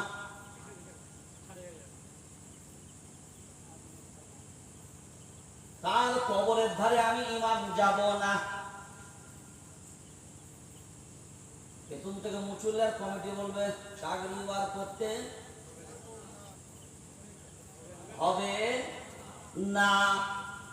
এর যদি খুব সূক্ষ্মভাবে আমরা লক্ষ্য করে দেখি, আপনি কোনোদিন মূল্যায়ন করেননি বিষয়গুলো, একটা নমুনার জন্য শুধু আপনাকে বলি, কুরআনুল কারীম সূরার নাম সূরা বাকারা, ৩য় নম্বর পারা, ৬ নম্বর সাফা। সব সময় বিপরীত শব্দটা মনে রাখবেন। কিন্তু কি বললাম? বিপরীত শব্দটা মনে রাখবেন। বিশ্বাসীর বিপরীত হবে অবিশ্বাসী, আর বিশ্বাসীরা হলো ইমানদার, অবিশ্বাসীরা হলো কাফির। অবিশ্বাসী মানে কাফির শব্দের আসল অর্থ হলো অবিশ্বাসী। আমরা বলি কাফির, এটা আরবি ভাষা, কিন্তু আসলে এর বাংলা অর্থ হলো অবিশ্বাসী। অবিশ্বাসী মানে কি? যে বিশ্বাস করে না, সেই হলো আসলে কাফির, যে অবিশ্বাসী হয়। আমরা খুব সহজ ভেবে নিলাম কথাগুলোকে। আমরা কাফের কাদের বলি? আপনাদের এলাকার হিন্দু ভাই আছে না, আর পার্শ্ববর্তী এলাকায় আছে না হিন্দু ভাইরা আছে। এখন বলে হিন্দু ভাইরা যদি মারা যায় জানাজা হবে? কথা বলেন, দাফন কাফন কেন হবে না? কেন হবে না? একটা রিজের কারণ আপনি বলুন, আপনার দিক থেকে বা উত্তরটা আসলে খুব সহজ হবে। সে ব্যক্তি জানাজার জন্য শর্ত হলো ঈমান হতে হবে। কি হতে হবে? শর্ত হলো ঈমান হতে হবে। ঈমান ওয়ালা ছাড়া জানাজা কারোর পড়া যাবে না। তাহলে শর্ত জানাজার জন্য কি বললাম? এটা আমার বাপের কথা বলছি না, এবার খুব ভালো করে মনে রাখবেন। কোন হিন্দু ভাইয়ের জানাজা পড়া হবে না, কাফন দেওয়া যাবে না, দাফন করা যাবে না। আর আমি যেটা আগে বললাম যে নবীকে বলছে মুনাফিকের জানাজা কবরেও দাঁড়ানো যাবে না, তার জানাজাতেও দাঁড়ানো যাবে না। এখন আপনি বিবেক দিয়ে বলেন, তাহলে ঈমান ওয়ালা ছাড়া জানাজা পড়া হয় না। ইহুদির জানাজা হয়, তাড়াতাড়ি খ্রিস্টানের জানাজা হবে, খ্রিস্টানের জানাজা হবে না, ইহুদির জানাজা হবে না, জৈনদের জানাজা হবে না, বুদ্ধদের জানাজা হবে না, হিন্দু ভাইদের জানাজা হবে না। জানাজা হবে কাদের? ঈমানওয়ালাদের। তার শর্ত হলো ঈমানওয়ালা, শর্ত হলো ঈমানওয়ালা। এবার লক্ষ্য করে দেখেন, ঈমানওয়ালা কেন বললাম? ঈমান থাকবে যার ভিতরে, ওই ব্যক্তি তো ঈমানওয়ালা হবে। আপনার এলাকায় চাওয়ালা বলেন, চাওয়ালা বলেন, সবাই কি বলেন? না কাকে বলেন? যে চা বিক্রি করে, চাওয়ালা ওই একজন ব্যক্তি না অন্য কেউ? ব্যক্তি। কিন্তু চাওয়ালা কেন হলো? চা বিক্রি করার কারণে হলো। তাহলে ওর কর্মের কারণে ওর নাম হলো চাওয়ালা, ওর কারণে ওর নাম হলো চাওয়ালা। বিড়িওয়ালা বলেন, বিড়িওয়ালা, বিড়িওয়ালা বলেন, পানওয়ালা বলেন, হাড়িওয়ালা বলেন, শাড়িওয়ালা বলেন, মশলাওয়ালা বলেন, কিসের কারণে বলেন? মশলা বিক্রেতা তাই মশলাওয়ালা, হাঁড়ি বিক্রেতা তাই হাঁড়িওয়ালা, পান বিক্রেতা তাই পানওয়ালা, বিড়ি বিক্রেতা তাই বিড়িওয়ালা, বিড়ি বিক্রি করে তাই সে বিড়িওয়ালা, পান বিক্রি করে তাই সে পানওয়ালা। এখন ধরুন যে কটা ওয়ালা, সব ওয়ালা এখানে যদি লাইন দিয়ে দোকান দিয়ে বসে থাকে, চাওয়ালা বসা, হাঁড়িওয়ালা বসা, মশলাওয়ালা বসা, বিড়িওয়ালা বসা, পানওয়ালা বসা। এবার যদি আমি এখান থেকে ডাক দিই, ও চাওয়ালা ভাই, সারা দেবে কে? বিড়িওয়ালা, হাঁড়িওয়ালা, পানওয়ালা, কে সারা দেবে? সবাই বিবেক দিয়ে বলবেন। আপনার জবাব কিন্তু আপনাকে ফাঁসাতে পারে। এতদিন সিদ্দিকুল্লাহ আসছে, ঘুঘু দেখেছেন, আজকে ঘুঘুর ফাঁদ দেখবেন। এবার ফের জিজ্ঞাসা করছি, এখন আমি যদি এখান থেকে চা ওয়ালারে ডাক দিই, সারা দেবে কে? জোরে বলেন। আচ্ছা, পানওয়ালা সারা দিল না কেন? সে চাওয়ালা নয়। সহজ জবাব হলো চাওয়ালা নয়। আমি যদি হাঁড়িওয়ালারে ডাক দিই, জোরে বলেন, সারা দেবে কে? হাঁড়িওয়ালা। পানওয়ালা কেন নয়? সে হাঁড়ি পান বিক্রি করে না। তাহলে এই পানওয়ালা কেন বলি? তার কর্মের কারণে পানওয়ালা। কিসের কারণে? কর্মের কারণে হাঁড়িওয়ালা, কর্মের কারণে মশলাওয়ালা, কর্মের কারণে চাওয়ালা, কর্মের কারণে পানওয়ালা, কর্মের কারণে বিড়িওয়ালা। ঠিক বলছি তো? কিসের কারণে বললাম? কর্মের। দর্জি কাকে বলে? জোরে বলেন। যে সেলাই করে। ঠিক বলছি তো? কেন দর্জি বললেন? সেলাই করে তাই বেটা তার নাম দর্জি। দর্জি কেন? কর্মের কারণে দর্জি। কিসের কারণে? জোরে। কর্মের কারণে দর্জি। এখন বলেন, ইবলিস কেন বলা হয়? জোরে। শয়তান কেন বলা হয়? কর্মের কারণে। ইবলিসের কাজ ছিল অহংকার। বলেন, ইবলিসের কাজ হলো অহংকার। ইবলিসের কাজ হলো খারাপ কাজ করা। কর্মের কারণে যদি নাম তার ইবলিস হয়, তাহলে আপনার আমার কর্মের কারণে আমাদের নাম হবে না, নামের কারণে আমাদের নাম হবে? তাড়াতাড়ি। কর্মের কারণে। তাহলে ঈমান ওয়ালা কর্মের কারণে ধরা হবে না এমনি নামের জন্য ধরা হবে?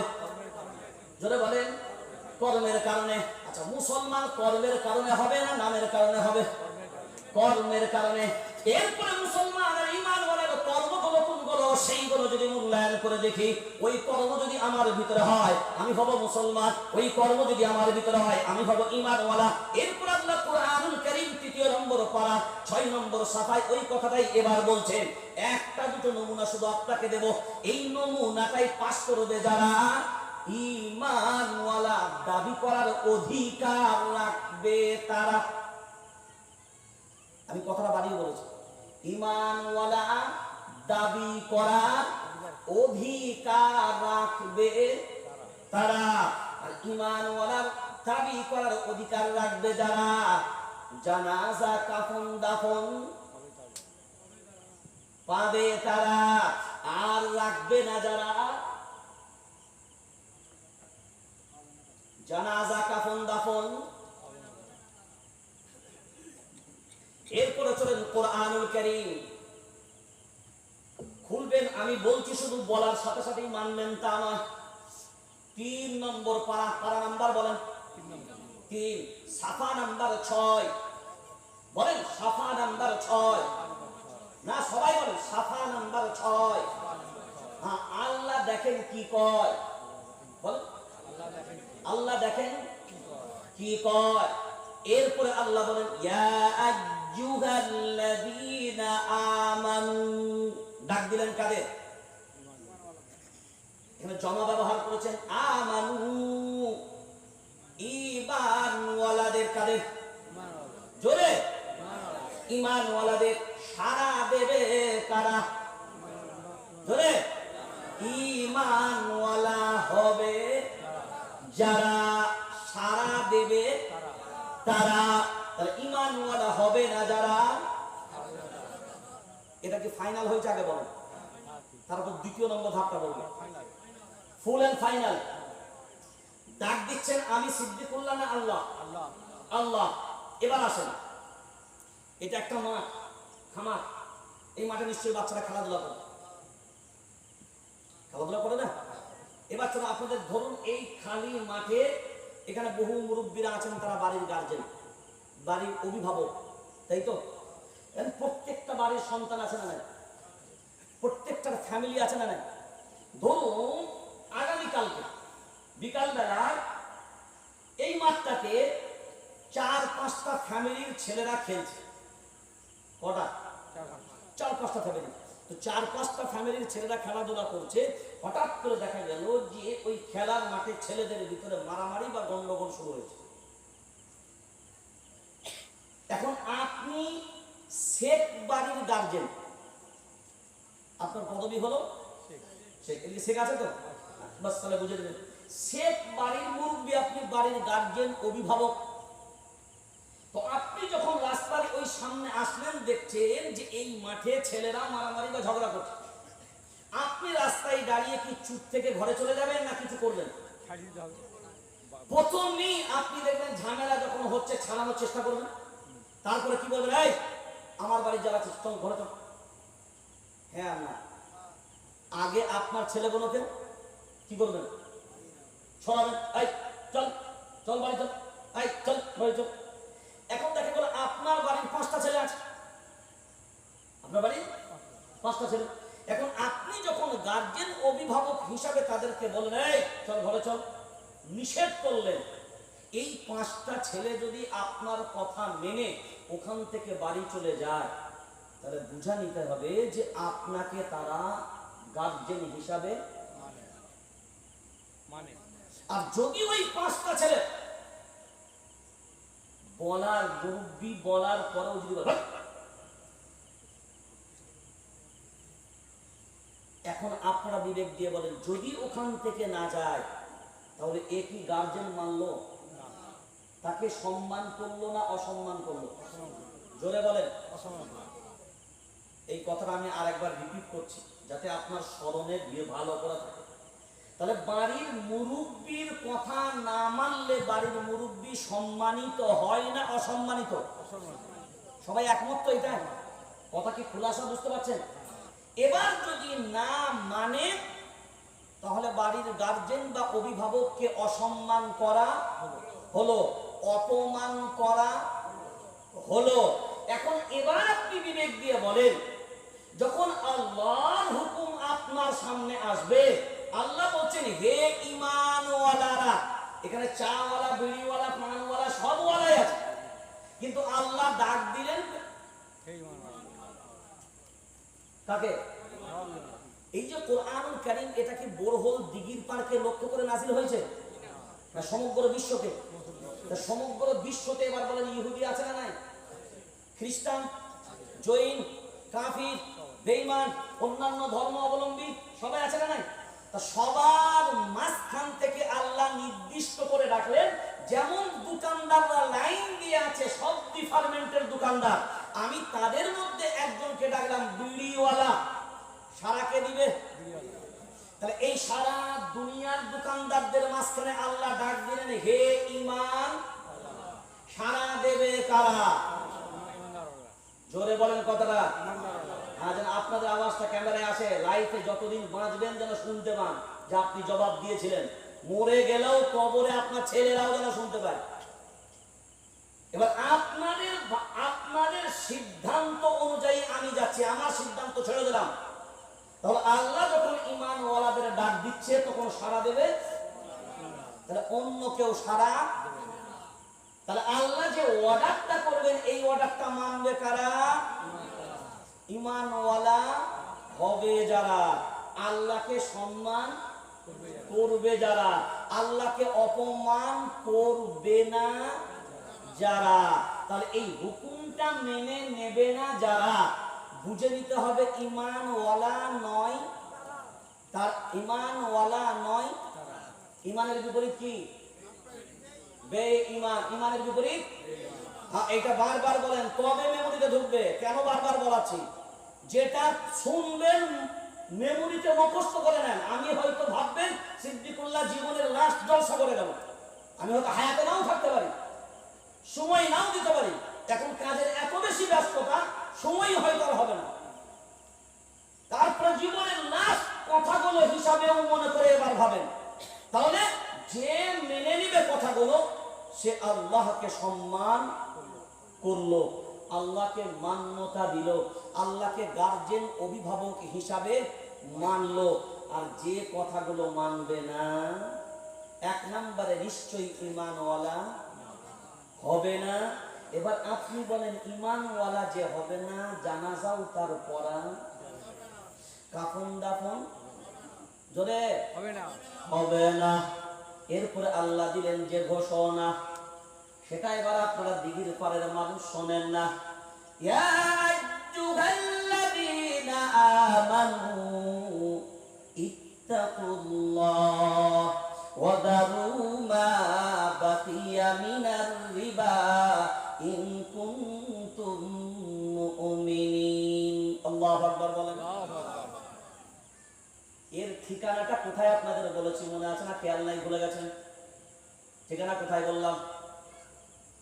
পারা নাম্বার 3, পারা নাম্বার 3 না, পারা নাম্বার 3 বলেন, পারা নাম্বার 3, সাফা নাম্বার 6।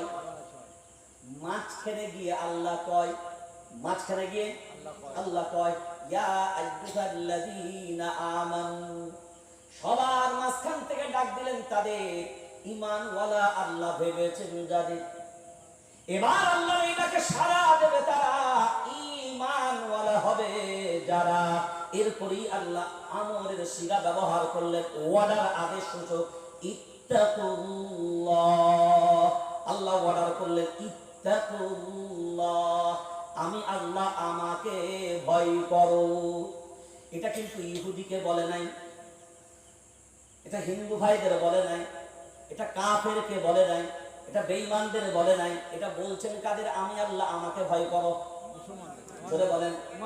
এবার আপনারা এই জবাব দেন, আমি সিদ্দিকুল্লাহ নই, কারোর কারে যাওয়ার প্রয়োজন নেই। আপনারা এবার জবাব দেন, ভয় করবে কারা? জোরে বলেন। ঈমানওয়ালা হবে যারা। কেন ভয় করার কথা বললেন? ডাক দিয়েই বললেন ভয় কর। কেন ভয় করার কথা বললেন? আল্লাহ বুঝাতে চাইলেন, এরপরে আমি এমন একটা অর্ডার দেব, আমি আল্লাহ, আমাকে ভয় না করলে ওই অর্ডারটা পালন করা যাবে না। ওই জন্যই আমি আল্লাহ বললাম আমাকে ভয় করো। তারপরে আমি আল্লাহ দিলাম ঘোষণা, ওয়াদারু মা বাকিয়া মিনার রিবা ইন কুনতুম মুমিনিন। এরপর আল্লাহ বলেন, সুদ ছেড়ে দাও। কি ছেড়ে দাও? জোরে বলেন। সুদ ছেড়ে দাও। কি ছেড়ে দাও? এই হুকুমটা কাদের দিলেন? এই তো মাশাআল্লাহ, অনেক সুন্দর বুঝতে পারছেন আপনারা। কাদের ডাক দিলেন? কাদের হুকুমটা দিলেন? ঈমানওয়ালাদের। প্রথম ডাক দিলেন ঈমানওয়ালাদের, তারপরে আদেশ করলেন আমি আল্লাহ ভয় করো। তারপরে ভয় করার কথা বল সাথে সাথে কি বললেন?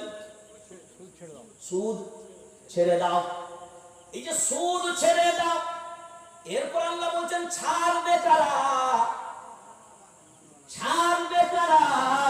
আমি আল্লাহ যাদের জন্য দিলাম ঘোষণা, ছাড়বে তারা অন্য কেউ নয়। আমি আল্লাহ বলি ইন কুনতুম মুমিনিন, মুমিন হবে যারা। ফাইনাল ডিসিশন, ফাইনাল সিদ্ধান্ত কোরআন দিচ্ছে কি? ইন ইন ইন যদি তোমরা মুমিন হও, ইন যদি,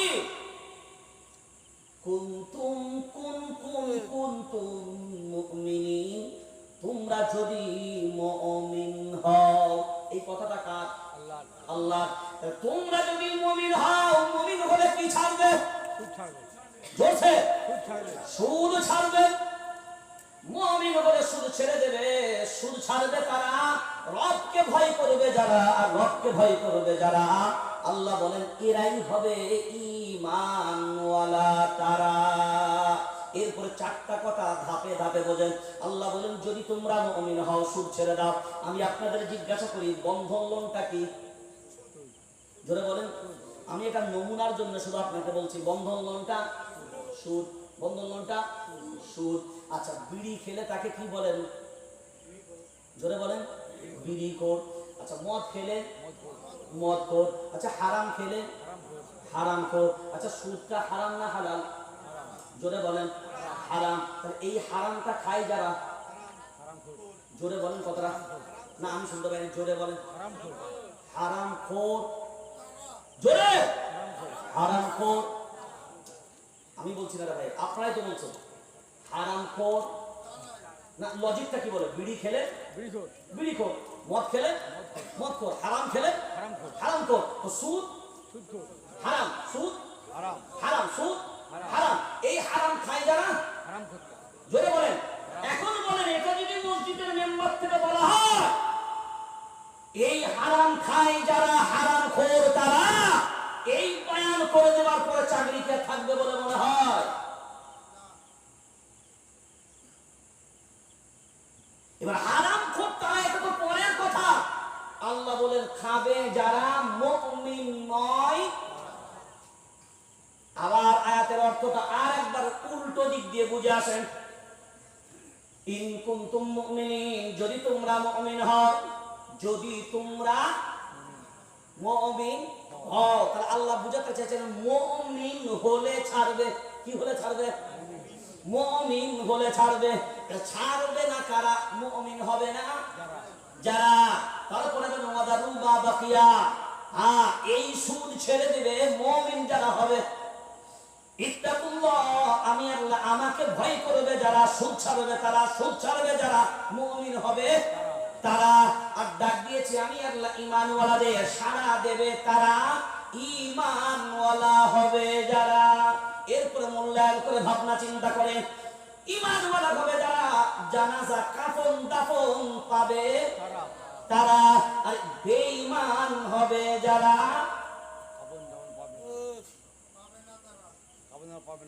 তাহলে বেঈমান কারা? আমাকে জিজ্ঞাসা করার দরকার নাই, অন্য কাউকে জিজ্ঞাসা করার দরকার নাই। 6 নম্বর পারা, পারা নাম্বার 6, সাফা নাম্বার ফার্স্ট, প্রথম নম্বর সাফা, প্রথম নম্বর সাফা। সূরার নাম সূরা নিসা, 6 নম্বর পারা, প্রথম নম্বর সাফা, সূরার নাম সূরা নিসা।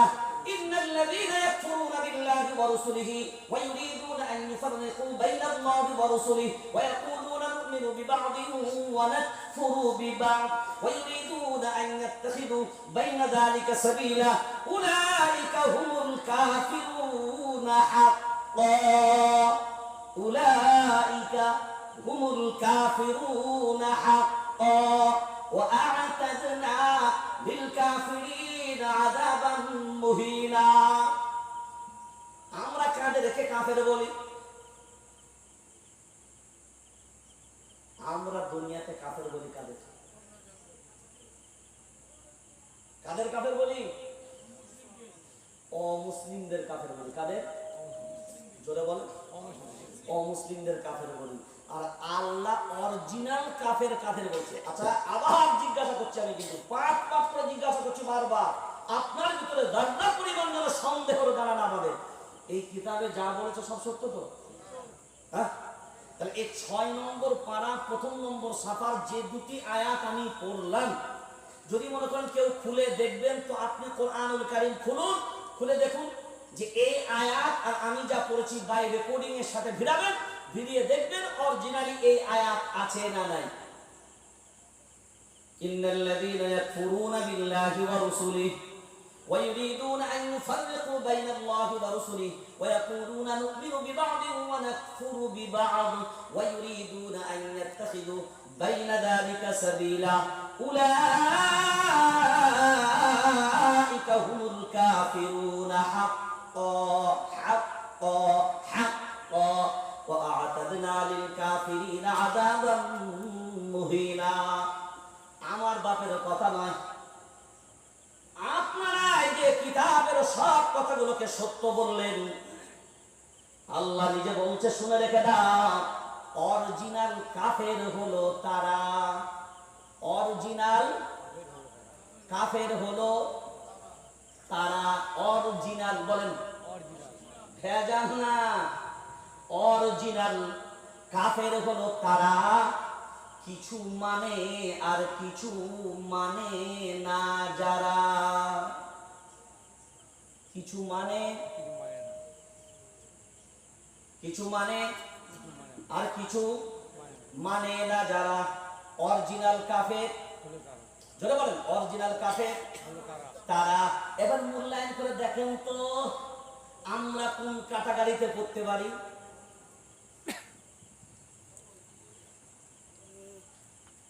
কিছু মানে আর কিছু মানে না যারা, যে জুমার নামাজ পড়ে 5 ওয়াক্ত পড়ে না, তাহলে জুমা মানে 5 ওয়াক্ত মানে না। যে টুপি মানে দাড়ি মানে না, যে নামাজ মানে পর্দা মানে না, যে কোরআনের একটা অংশ মানে আর একটা অংশ মানে না, যে মদ হারাম বলে মানে অথচ পান করা থেকে বিরত হয় না, যে কোরআন মানে সুদ হারাম মানে না, তাহলে কিছু মানে আর কিছু জোরে বলে। তাহলে আল্লাহ বলছে যারা কিছু মানে আর কিছু মানে না, এই প্রোডাক্টটা ভেজাল না অরিজিনাল? ভেজাল না, প্রোডাক্টটা অরিজিনাল কাফের। বলেন উলাইকা হুমুল কাফিরুনা হাক্কা, হাক্কা একদম অরিজিনাল ফাতিমা।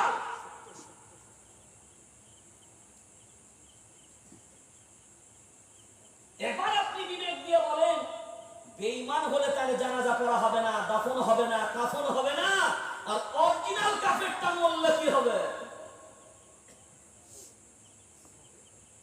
কথা বলে না, ভাবেন না মূল্যায়ন করি কোনদিন?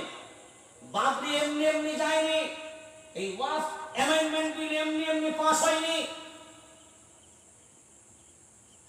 এই জাতির কারণে আপনি নিজে জবাব দেন না, জবাব আমাকে দেবার নেই, আপনি নিজে জবাব তৈরি করুন। বলুন এক সাদ্দা না করি তার নাম আজাজিল থেকে পরিবর্তন হয়ে কি হলো? আপনি বলেন কি হলো? ইবলিস। আমি প্রত্যেকদিন কয়টা সাদ্দা করি না? কয়টা বলেছিলাম? যদি বলেন তাহলে আমার নাম কি হওয়া উচিত? তার জানাজা হবে না, দাফন কাফন কিচ্ছু হবে না, তাহলে আমার কেন হবে? তাহলে আল্লাহ বলছেন সুদ ছাড়লে মুমিন হবে, আর না ছাড়লেই তাহলে বিপরীত শব্দ কি হবে? কি হবে বিপরীত শব্দ? সুদ ছাড়লে তুমি মুমিন হবে, যদি তুমি মুমিন হও সুদ ছেড়ে দাও। তাহলে বুঝা গেল, তার বিপরীত শব্দ সুদ তখনই তারাই ছাড়বে যারা মুমিন হবে, তারা ছাড়বে না যখন যারা, তাকে আলাদা জিজ্ঞাসা করার দরকার হবে। আমি কাউকে বললাম তোমার যদি মত হয় তুমি এখানে বসে থাকো, আর তোমার যদি মত না থাকে উঠে যাও, তো সে হ্যাঁ না কিছু বললো না, উঠে চলে গেল, আপনি কি বুঝবেন? হ্যাঁ না না? জোরে বলেন কেন? শর্তটাই দিয়েছি, মানলে থাকো, না মানলে উঠে যাও। আল্লাহ বলছেন মুমিন হলে ছেড়ে দাও, আর না হলে ধরে নাও। তাই তো? এই তো সামনেরা হচ্ছে কেন? মুমিন হলে ছেড়ে দাও, না হলে ধরে নাও।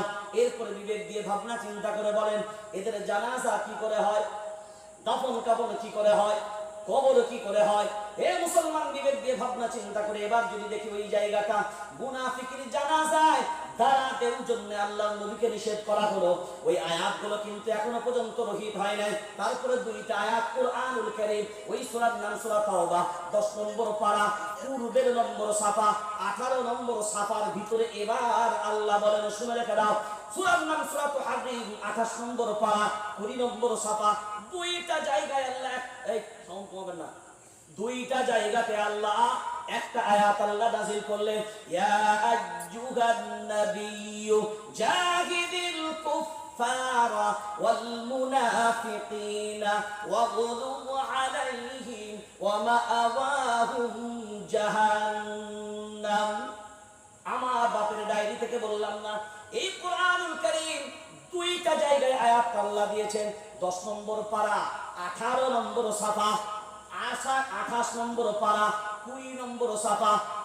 10 নম্বর পারা সূরার নাম সূরা তাওবা, 28 নম্বর পারা সূরার নাম সূরা তাহরিম। ইয়া আইয়ুহান নাবিয়্যু, এখানে ডাইরেক্ট এবার নবীকে আল্লাহ ডাক দিলেন। কাকে ডাক দিলেন? নবীকে। এবার মায়ার নবী মদিনাওয়ালাকে ডাক দিয়ে বলেন, ইয়া আইয়ুহান নাবিয়্যু জাহিদিল কুফার ওয়াল মুনাফিকিন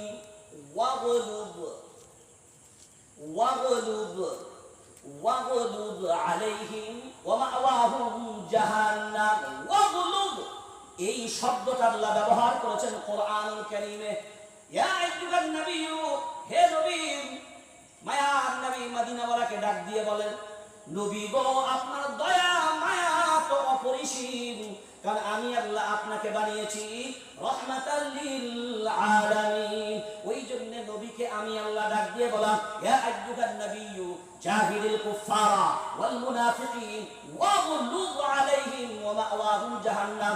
নবী গো, এই বেঈমান আর মুনাফিকদের ব্যাপারে যেন আপনি নরম হবেন না, ওয়াগলুব, কঠোর হন, কঠোর হন, ওয়াগলুব আলাইহিম, এদের ব্যাপারে কোনো নরমিয়াত নাই, নরম নাই, এদের ব্যাপারে কঠোর হন। ওয়াগলুব, এই শব্দটা আল্লাহ কোরআনে ব্যবহার করেছে।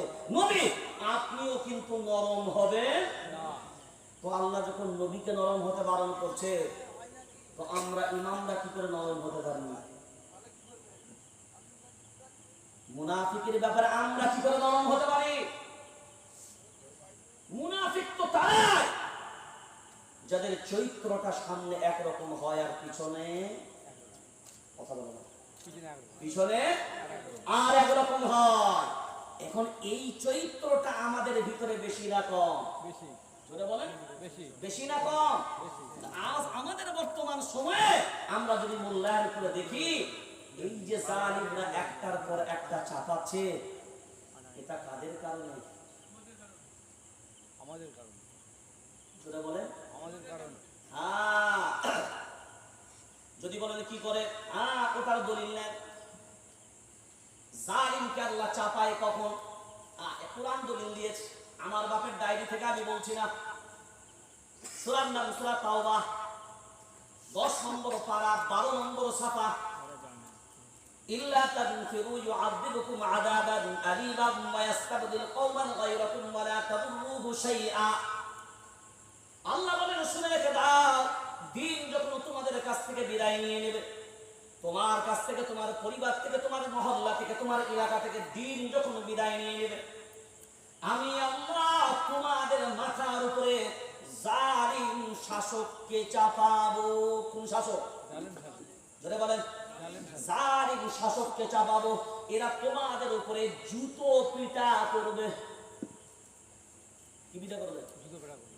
হ্যাঁ, যেমনি পিটাবেন, ওই জুতাগুলো, ওই অত্যাচারগুলো বুলডোজার রূপে হতে পারে, ওয়াকফ অ্যামেন্ডমেন্ট রূপে হতে পারে, এনআরসি রূপে হতে পারে, সিএএ অ্যাক্ট রূপে হতে পারে। মাদ্রাসার উপরে বুলডোজার চলবে, মক্তবের উপরে বুলডোজার চলবে, মসজিদের উপরে বুলডোজার চলবে, এই রকম হতে পারে। মুসলমান, তুমি দোয়া চাইবেন, তারপরেও আমি আল্লাহ ঘোষণা দিলাম, শুনে রেখে দাও, আমি আল্লাহ আমার কাছে হাত তুলে চাইবি, আমি আল্লাহ তোর দোয়াও কবুল করব না। কখন এটা হবে?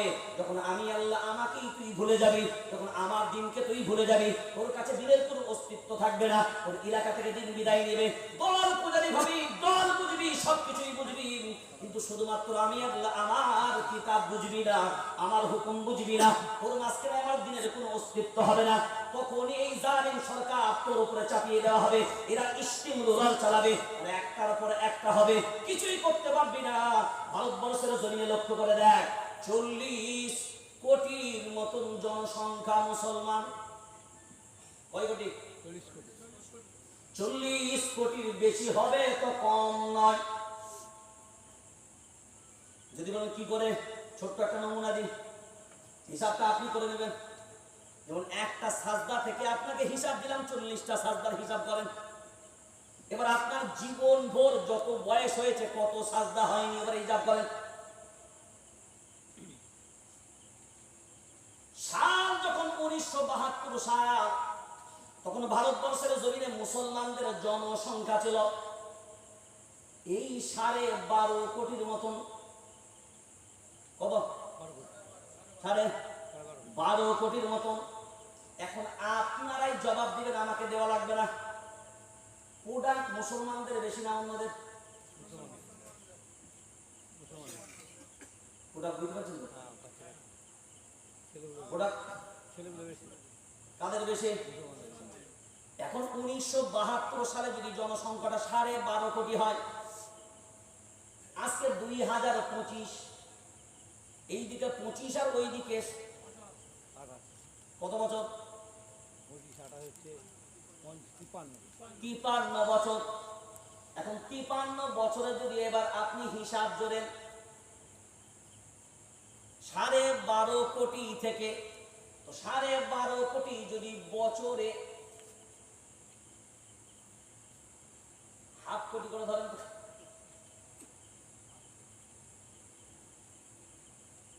হাফ পার্সেন্ট করে যদি ধরেন তো কোন জায়গায় যাবে?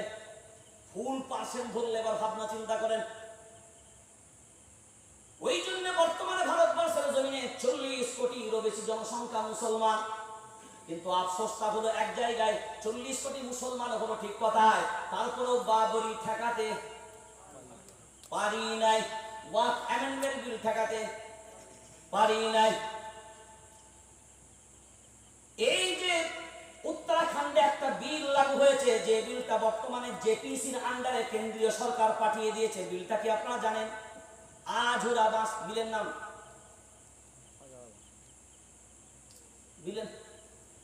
বিলের নাম কি বললাম? আজহুর আবাস। এটা আমি নাম দিয়েছি আজহুর আবাস, আসলে বিলের নাম হলো ইউনিফর্ম সিভিল কোড। ইউনিফর্ম, জোরে বলে, ইউনিফর্ম সিভিল কোড। এক দেশ এক আইন, এক দেশ এক আইন। এই এক দেশ এক আইন, এই ওয়াকফ অ্যামেন্ডমেন্ট বিলটাও কিন্তু জেপিসির আন্ডারে আগে পাঠিয়েছিল। জেপিসির আন্ডারে 3 মাস থাকার পরে ওই বিলটাই কিন্তু পার্লামেন্টে পাস হলো। এই যে ইউনিফর্ম সিভিল কোড, এক দেশ এক আইন, এই বিলটাও কিন্তু জেপিসির আন্ডারে দিয়েছেন, ওখান থেকে পার্লামেন্টে আসবে। এটা যদি পাস হয়ে যায় কিরকম কাজ হবে? আপনাদের যে বিবাহ হয়, মুসলমানদের বিয়ে হয় ইজাব কবুলের মাধ্যমে, বলেন ইজাব কবুল। প্রথমে যেটা অনুমতি দেয় এটা হলো ইজাব, দ্বিতীয়তে যেটা গ্রহণ করে এটা হলো কবুল। কবুল করাই মানে হলো গ্রহণ করা, কবুল করা মানেই হলো গ্রহণ করা। তো ইজাব কবুলের মাধ্যমে মুসলমানের বিবাহ হবে। আর হিন্দু ভাইদের বিবাহ হয় কেমন? 7 পাকে ঘুরতে হবে, আর মহিলাকে শাখা সিঁদুর পড়তে হবে। তো যখন এক দেশ এক আইন হবে তখন বলবে ইজাব আর কবুল গুল্লাই যাবে, সব মহিলাদের শাখা সিঁদুর পড়তে হবে আর 7 পাকে ঘুরতে হবে। এক দেশ এক আইন, আলাদা কোনো আইন, আলাদা কোনো আইন থাকবে না। মুসলিম পার্সোনাল কোনো ল, মানে মুসলিম পার্সোনাল কোনো আইন থাকবে না। এক দেশ এক আইন চলবে। এবার আপনি বলেন এই আইনটা যখন লাগু হবে, আপনাদের এখানে কবরস্থান আছে না? আছে। কবরস্থান কি 1 কাঠা 2 কাঠা নাকি?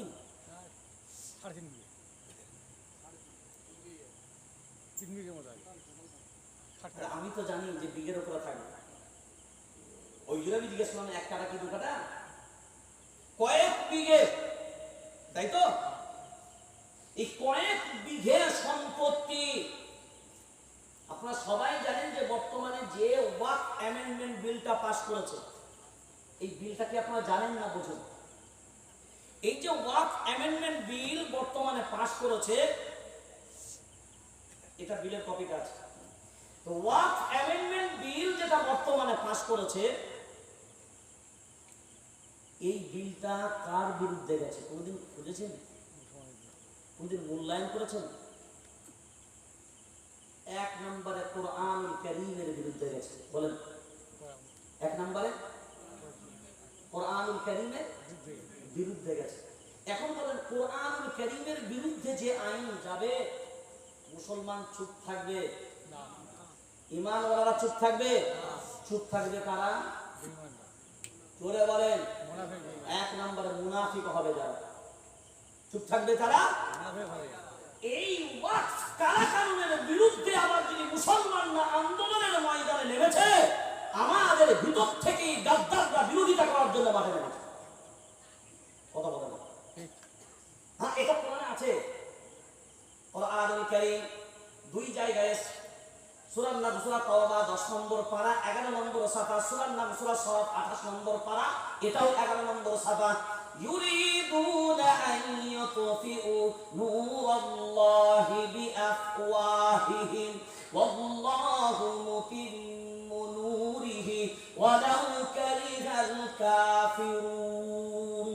এটা আমার বাপের কথা বললাম না, কুলুল কোরআনুল কারীম। আল্লাহ বলেন, শুনে রেখে দাও, আমার দিনকে মিটানোর জন্য চক্রান্তকারীরা তো থাকবে।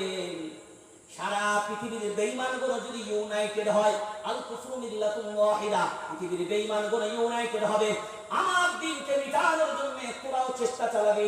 তোদের দ্বারা তো সম্ভবপর হবে না। তোদের 14 গোষ্ঠীও লাগিয়ে দিবি, তাদের দ্বারা তো সম্ভব হবে না। 32 গোষ্ঠী লাগা, 64 গোষ্ঠী লাগা, ওতেও যদি না হয় আরো যত গোষ্ঠী পারবি তাদেরকেও লাগিয়ে দে। তারপরেও আমি আল্লাহ বললাম, শুনে রেখে দে, আমার ইসলামের একটা পশম বাঁকা করার মতন ক্ষমতা তোদের নাই। একমাত্র যদি আমার ইসলাম ক্ষতিগ্রস্ত হয়, বাইরে থেকে হবে না, আমাদের ভিতর থেকে, আমাদের গাদ্দারদের কারণে হয়। তাদের কারণে বললাম, জোরে বলেন, আমাদের গাদ্দারদের কারণে হয়।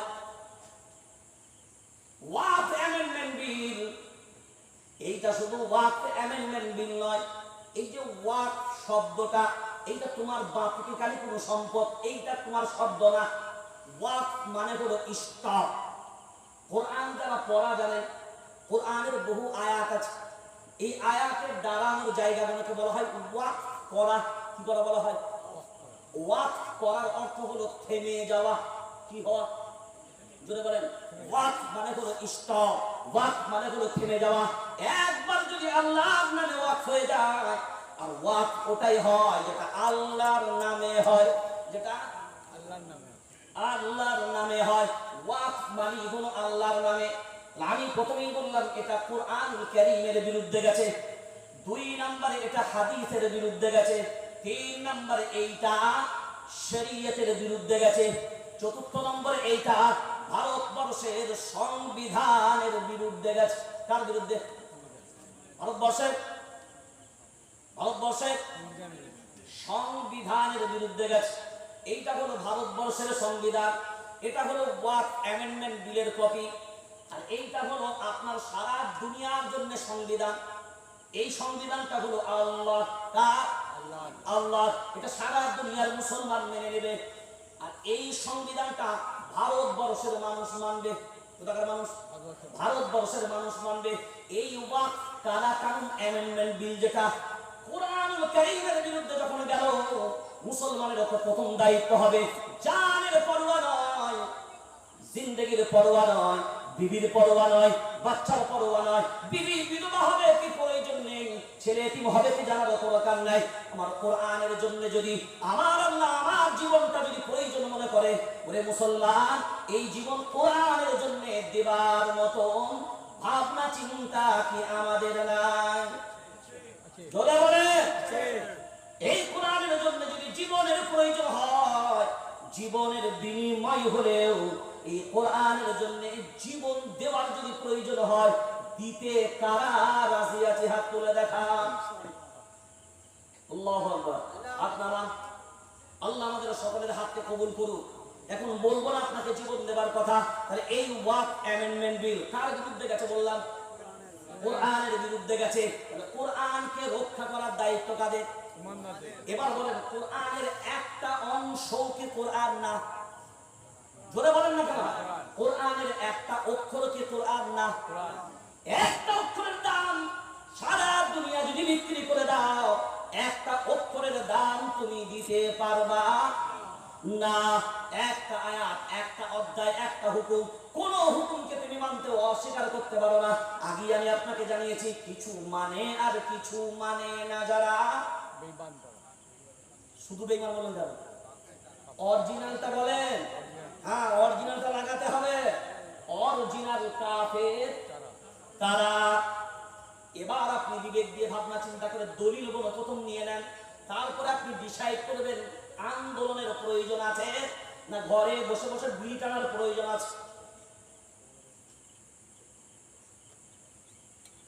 এক নাম্বার কোরআনের দলিল। এবার এই যে বললাম যে সারা দুনিয়ার সব শক্তি মিলে যদি ঐক্যবদ্ধ হয়েও যদি তারা মনে করে ইসলামকে মিটিয়ে দেবে, ভাই অন ক্যামেরা বলছি, ভাই রেকর্ড বলছি, লিপিবদ্ধ করে নাও। ফিরাউনের দৌড় আমরা দেখেছি, পরাজয় বরণ করিনি, আমরাই বিজয় লাভ করেছি। নমরুদের দৌড় আমরা দেখেছি, পরাজয় বরণ আমরা করিনি, আমরাই বিজয় লাভ করেছি।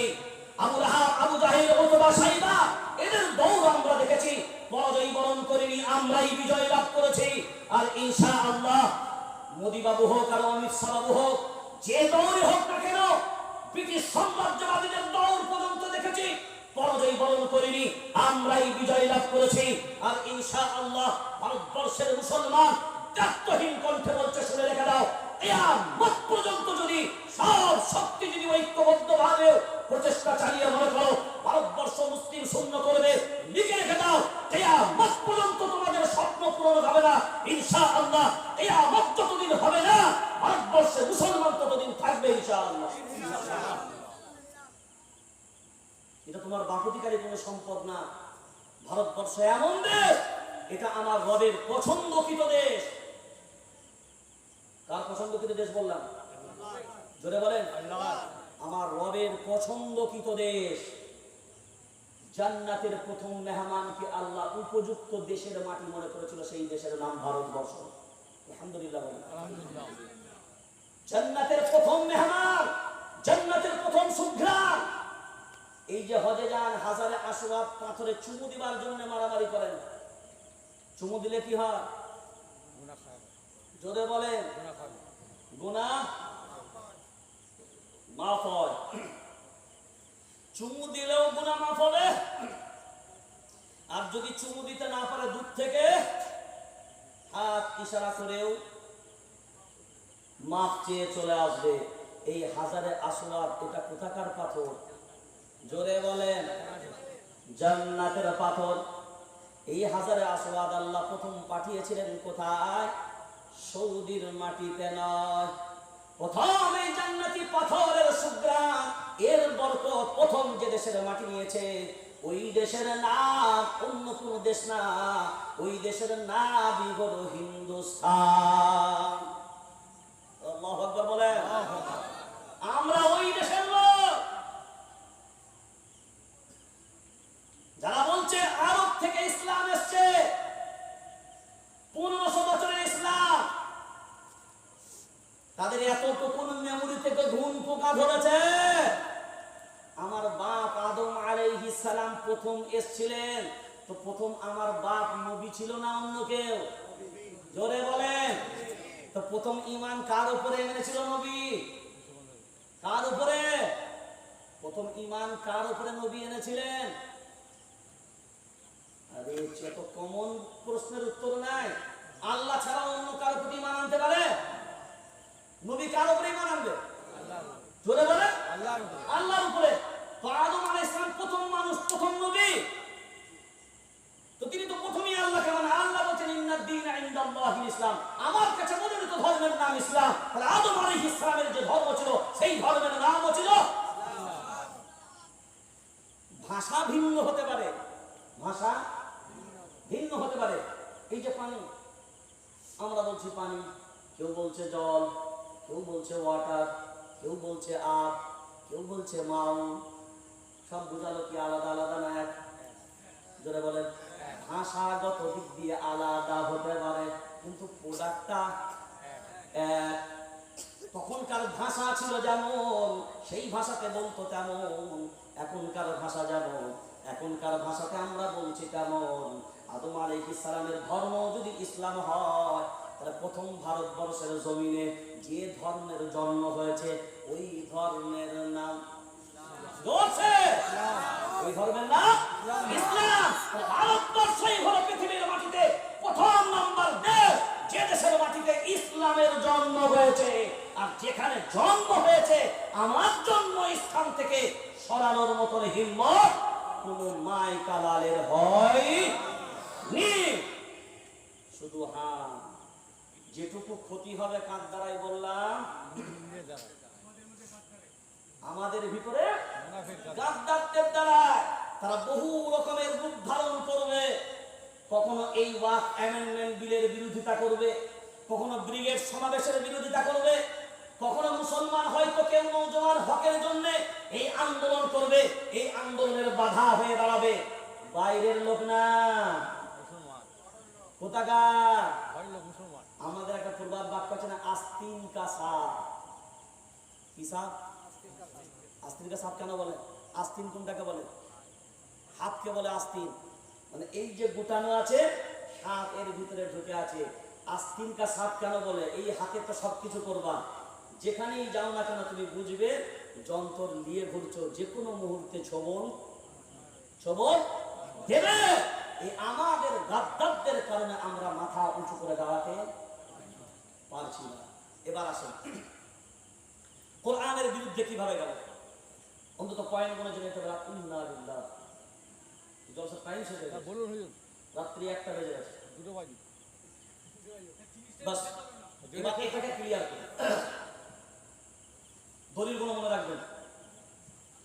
আর দলিল গুলো বলার পরে এই যেমন কোথায়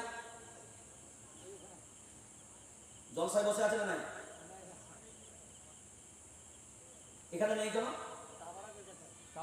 ও তাবারক বের করছে। আর কমিটি ছিল না তো?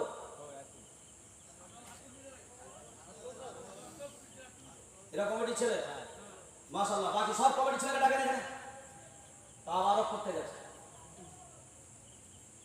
এবার আমার দিকে তাকান। 4টা দলিলের কথা কি আপনাদের মনে আছে? সংজ্ঞাগুলো মনে আছে? 1 নম্বরে কোরআনের বিরুদ্ধে গেল, সবাই বলেন তাড়াতাড়ি। 2 নম্বরে হাদিসের বিরুদ্ধে গেল। 3 নম্বরে শরীয়তের বিরুদ্ধে গেল। 4র্থ নম্বরে ভারতবর্ষের সংবিধানের বিরুদ্ধে গেল। 5ম নম্বর মুসলমানদের অস্তিত্বের বিরুদ্ধে গেল। 1 নম্বরের দলিল কোরআনুল কারীম। কয়টা দলিল দেব?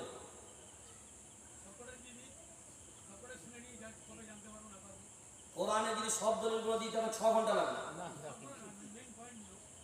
আচ্ছা, কোরআন থেকে একটা দলিল, হাদিস থেকে একটা দলিল, অন্তত পুরো ম্যাটারটা যেন বুঝতে পারেন। চলেন, এই ম্যাটারটা বোঝার আগে আপনাকে একটা সংক্ষেপে একটা প্রশ্ন করি। কিন্তু প্রশ্নটা করার আগে আমি একটা কথা বলি। আমি যে প্রশ্নটা আপনাদেরকে করব, আপনারা যে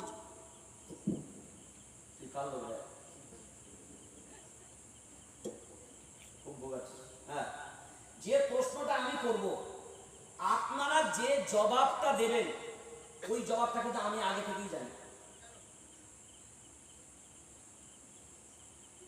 বা হুজুর ভালো কিরামতি শুরু করেছে তো, পিসাব হবে নাকি? না, পিসাবও হবো না, আর কিরামতিও না।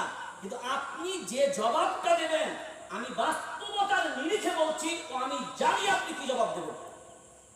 আমি নিশ্চিত 99%, 1% শুধু নিশ্চিত হব না, কিন্তু আমি 99% নিশ্চিত। কিন্তু আমি 100 বলতাম, কিন্তু 100টা শুধু রেখে দিলাম যে ডাইরেক্ট বলা যাবে না। এরপর আমার প্রশ্ন প্রথম, তারপর আমি আয়াতগুলো করব। এখন দুনিয়া ভাই ভাইয়ের সাথে শত্রু, চাচার সাথে ভাইপোর শত্রু, বাপের সাথে ছেলের শত্রু, মায়ের সাথে মেয়ের শত্রু, পাশের বাড়ির সাথে পাশের বাড়ির শত্রু। আপনারা সবাই এক বাক্যে জবাব দেবেন, সব থেকে কোন কারণে বেশি হয় ঝামেলা? কি নিয়ে ঝামেলা বেশি হয়? জোরে বলেন কথা। সম্পত্তি। আপনাদের কি মত?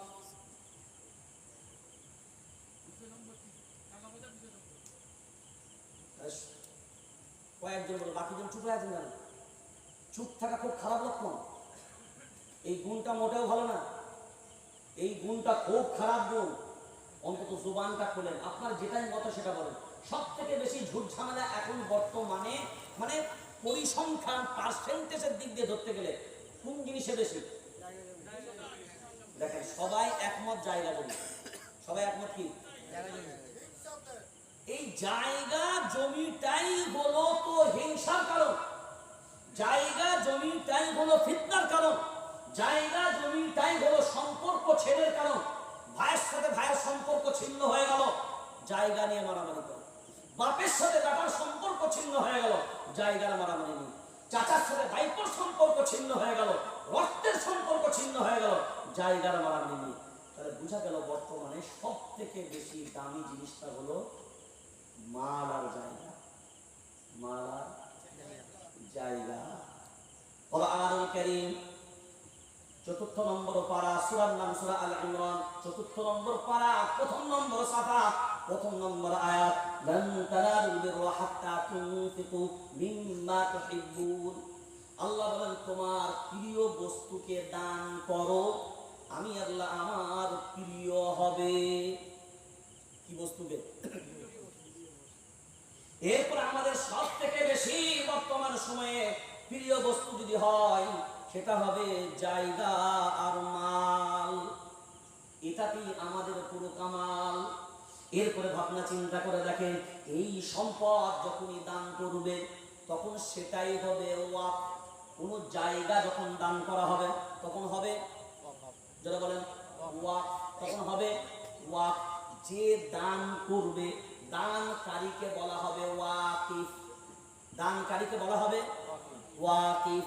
যেটা দান করা হবে ওটাকে বলা হবে ওয়াক।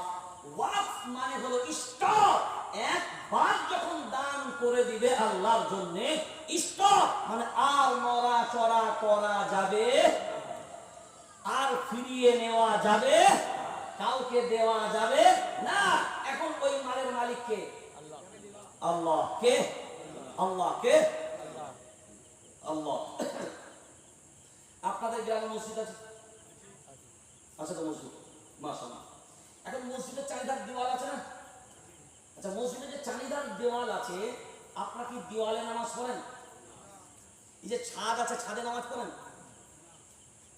না? জোরে বল না। তাহলে ছাদটা শুধুমাত্র রোদ পানি সব কিছু উপরের সব কিছু নিরাপত্তার জন্য ছাদটাকে দেওয়া হয়। আসল মসজিদ কোনটা? আপনারা দাঁড়ান কোন জায়গায়, দেওয়ালে না জমিনে? জমিনে। সাজদা করেন জমিনে না দেওয়ালে? তাহলে মসজিদের চারিধার যে বাউন্ডারি দেওয়ালটা আছে এটা হলো মসজিদের দেওয়াল। মসজিদ কোনটা? যেটার উপরে দাঁড়িয়ে সাজদা করেন সেটা। তাহলে আসল হলো জমিনটা, আসল হলো। আচ্ছা, জমিনটা যদি শ্বেত পাথর ইট বিছানো না হয়, এরকম শূন্য মাটি থাকে, সেটা মসজিদ হবে? হ্যাঁ আর না? জোরে বলেন। তাহলে আসল মসজিদ কোনটা? জোরে সবাই। জমিনটা। এই যে জমিনটা যেটাকে আসল অরিজিনাল মসজিদ, এটাই হলো ওয়াকফ সম্পত্তি, এটাই হলো ওয়াকফ সম্পত্তি। এবার এই যে মসজিদ, এই যে সম্পদ এবং এই মসজিদের সাথে যা জড়িয়ে আছে, এইগুলো রক্ষণাবেক্ষণের দায়িত্ব কারা পাবে, কারা নেবে, কারা করবে, কোরআনুল কারীম সেটা আগেই ঘোষণা দিয়েছে। এবার শোনেন 2 নম্বর দলিল, কোরআনুল কারীম সূরার নাম সূরা তাওবা 10 নম্বর পারা 8 নম্বর সাফা। ইন্নামা ইয়া'মুরু মাসাজিদাল্লাহি মান আমানা বিল্লাহ ওয়াল ইয়াউমিল আখির ওয়া আকামাস সালাতা ওয়া আতাজ যাকাহ ওয়া লাম ইয়াখশা ইল্লাল্লাহ ফাআসা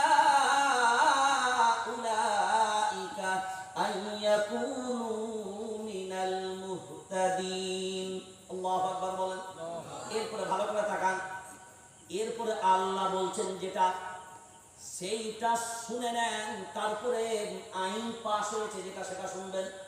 ইন্নামা ইয়া'মুরু মাসাজিদাল্লাহ মান আমানা বিল্লাহ, আল্লাহর ঘরের দেখাশোনার দায়িত্ব নেবে তারা ঈমানওয়ালা হবে। যারা তাহলে মসজিদের দেখাশোনার দায়িত্ব নেবে, ওয়াকফ সম্পত্তির দেখাশোনার দায়িত্ব নেবে তারা ঈমানওয়ালা হবে যারা, ওয়াল ইয়াউমিল আখির পরকালের বিশ্বাসী হবে যারা, ও আপনার ওয়াকামাস সালাহ নামাজি হবে, যে নামাজ প্রতিষ্ঠিত করবে যারা, ও আতাজ যাকাত যাকাত প্রতিষ্ঠিত করবে যারা, ওয়ালা ইয়াখশা ইল্লাল্লাহ আল্লাহ ছাড়া অন্য কাউকে ভয় করবে না যারা। পাঁচটা গুণ যার ভিতরে হবে, মসজিদের দেখাশোনার দায়িত্ব তারা নেবে, মানে ওয়াকফের দায়িত্ব তারা নেবে। এবার এটা কোরআন বলছে ওয়াকফের দায়িত্ব নেবে তারা, ঈমানওয়ালা হবে যারা, নামাজি হবে যারা, যাকাত দেনেওয়ালা হবে যারা। আর এই যে আইনটা পাস করেছে কেন্দ্রীয় সরকার,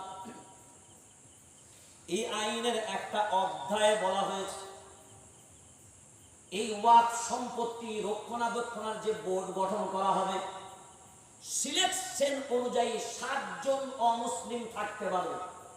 সিলেকশন অনুযায়ী মানে সিলেকশন হয়ে, মানে সিলেক্টেড হয়ে 7 জন অমুসলিম আসতে পারে। আর 2 জন অমুসলিমকে বাধ্যতামূলক রাখতে হবে। ওই 7 জন আসতেও পারে নাও পারে, ওটা যোগ্যতা অনুযায়ী, কিন্তু 2 জনকে রাখাটা বাধ্যতামূলক। মুসলিম না অমুসলিম? অমুসলিম। তাহলে 2 জন অমুসলিমকে আল্লাহর সম্পত্তি রক্ষণাবেক্ষণের দায়িত্বের জন্য বাধ্যতামূলক। আর আল্লাহ কোরআন বলল কি? ঈমানওয়ালা দেখাশোনার দায়িত্ব নেবে, ঈমানওয়ালা। তাহলে কোরআন বলছে ঈমানওয়ালা দেখাশোনার দায়িত্ব নেবে, আর সরকার বিল পাস করে বলছে কোরআনের বিরুদ্ধে গেল, কোরআনের বিরুদ্ধে গেল। 1 নাম্বার ছোট্ট করে নমুনাটা বোঝেন। নাম্বার 2 হাদিস, ইযা মাতাল ইনসান ইনকাতা আনহু আমালু ইল্লা মিন সালাসা ইল্লা মিন সাদাকাতিন জারিয়াহ। এরপরে নবী বললেন শুনে রেখে দাও, মানুষ মারা যাওয়ার পরে 3টে আমলের দরজা মানুষের কবর পর্যন্ত জারি থাকে। কয়টা আমল? 3টা আমল। 1 নম্বরে হলো সাদকায়ে জারিয়া। সাদকায়ে জারিয়া, জারিয়া মানে জারি থাকে যেটা, রানিং থাকে যেটা, মরে যাওয়ার পরেও সাদকায়ে জারিয়া। এই ওয়াকফ সম্পত্তিটা হলো সাদকায়ে জারিয়া। এই ওয়াকফ সম্পত্তিটা সাদকায়ে জারিয়া। নবী হাদিস থেকে বললেন এটা হলো সাদকায়ে জারিয়া, এটা হলো আমি নবী বলে গেলাম। আর এর সওয়াব কবরে শুয়ে শুয়ে পাবে। নাম্বার 3 শরীয়তের দলিল হলো ওয়াকিফ।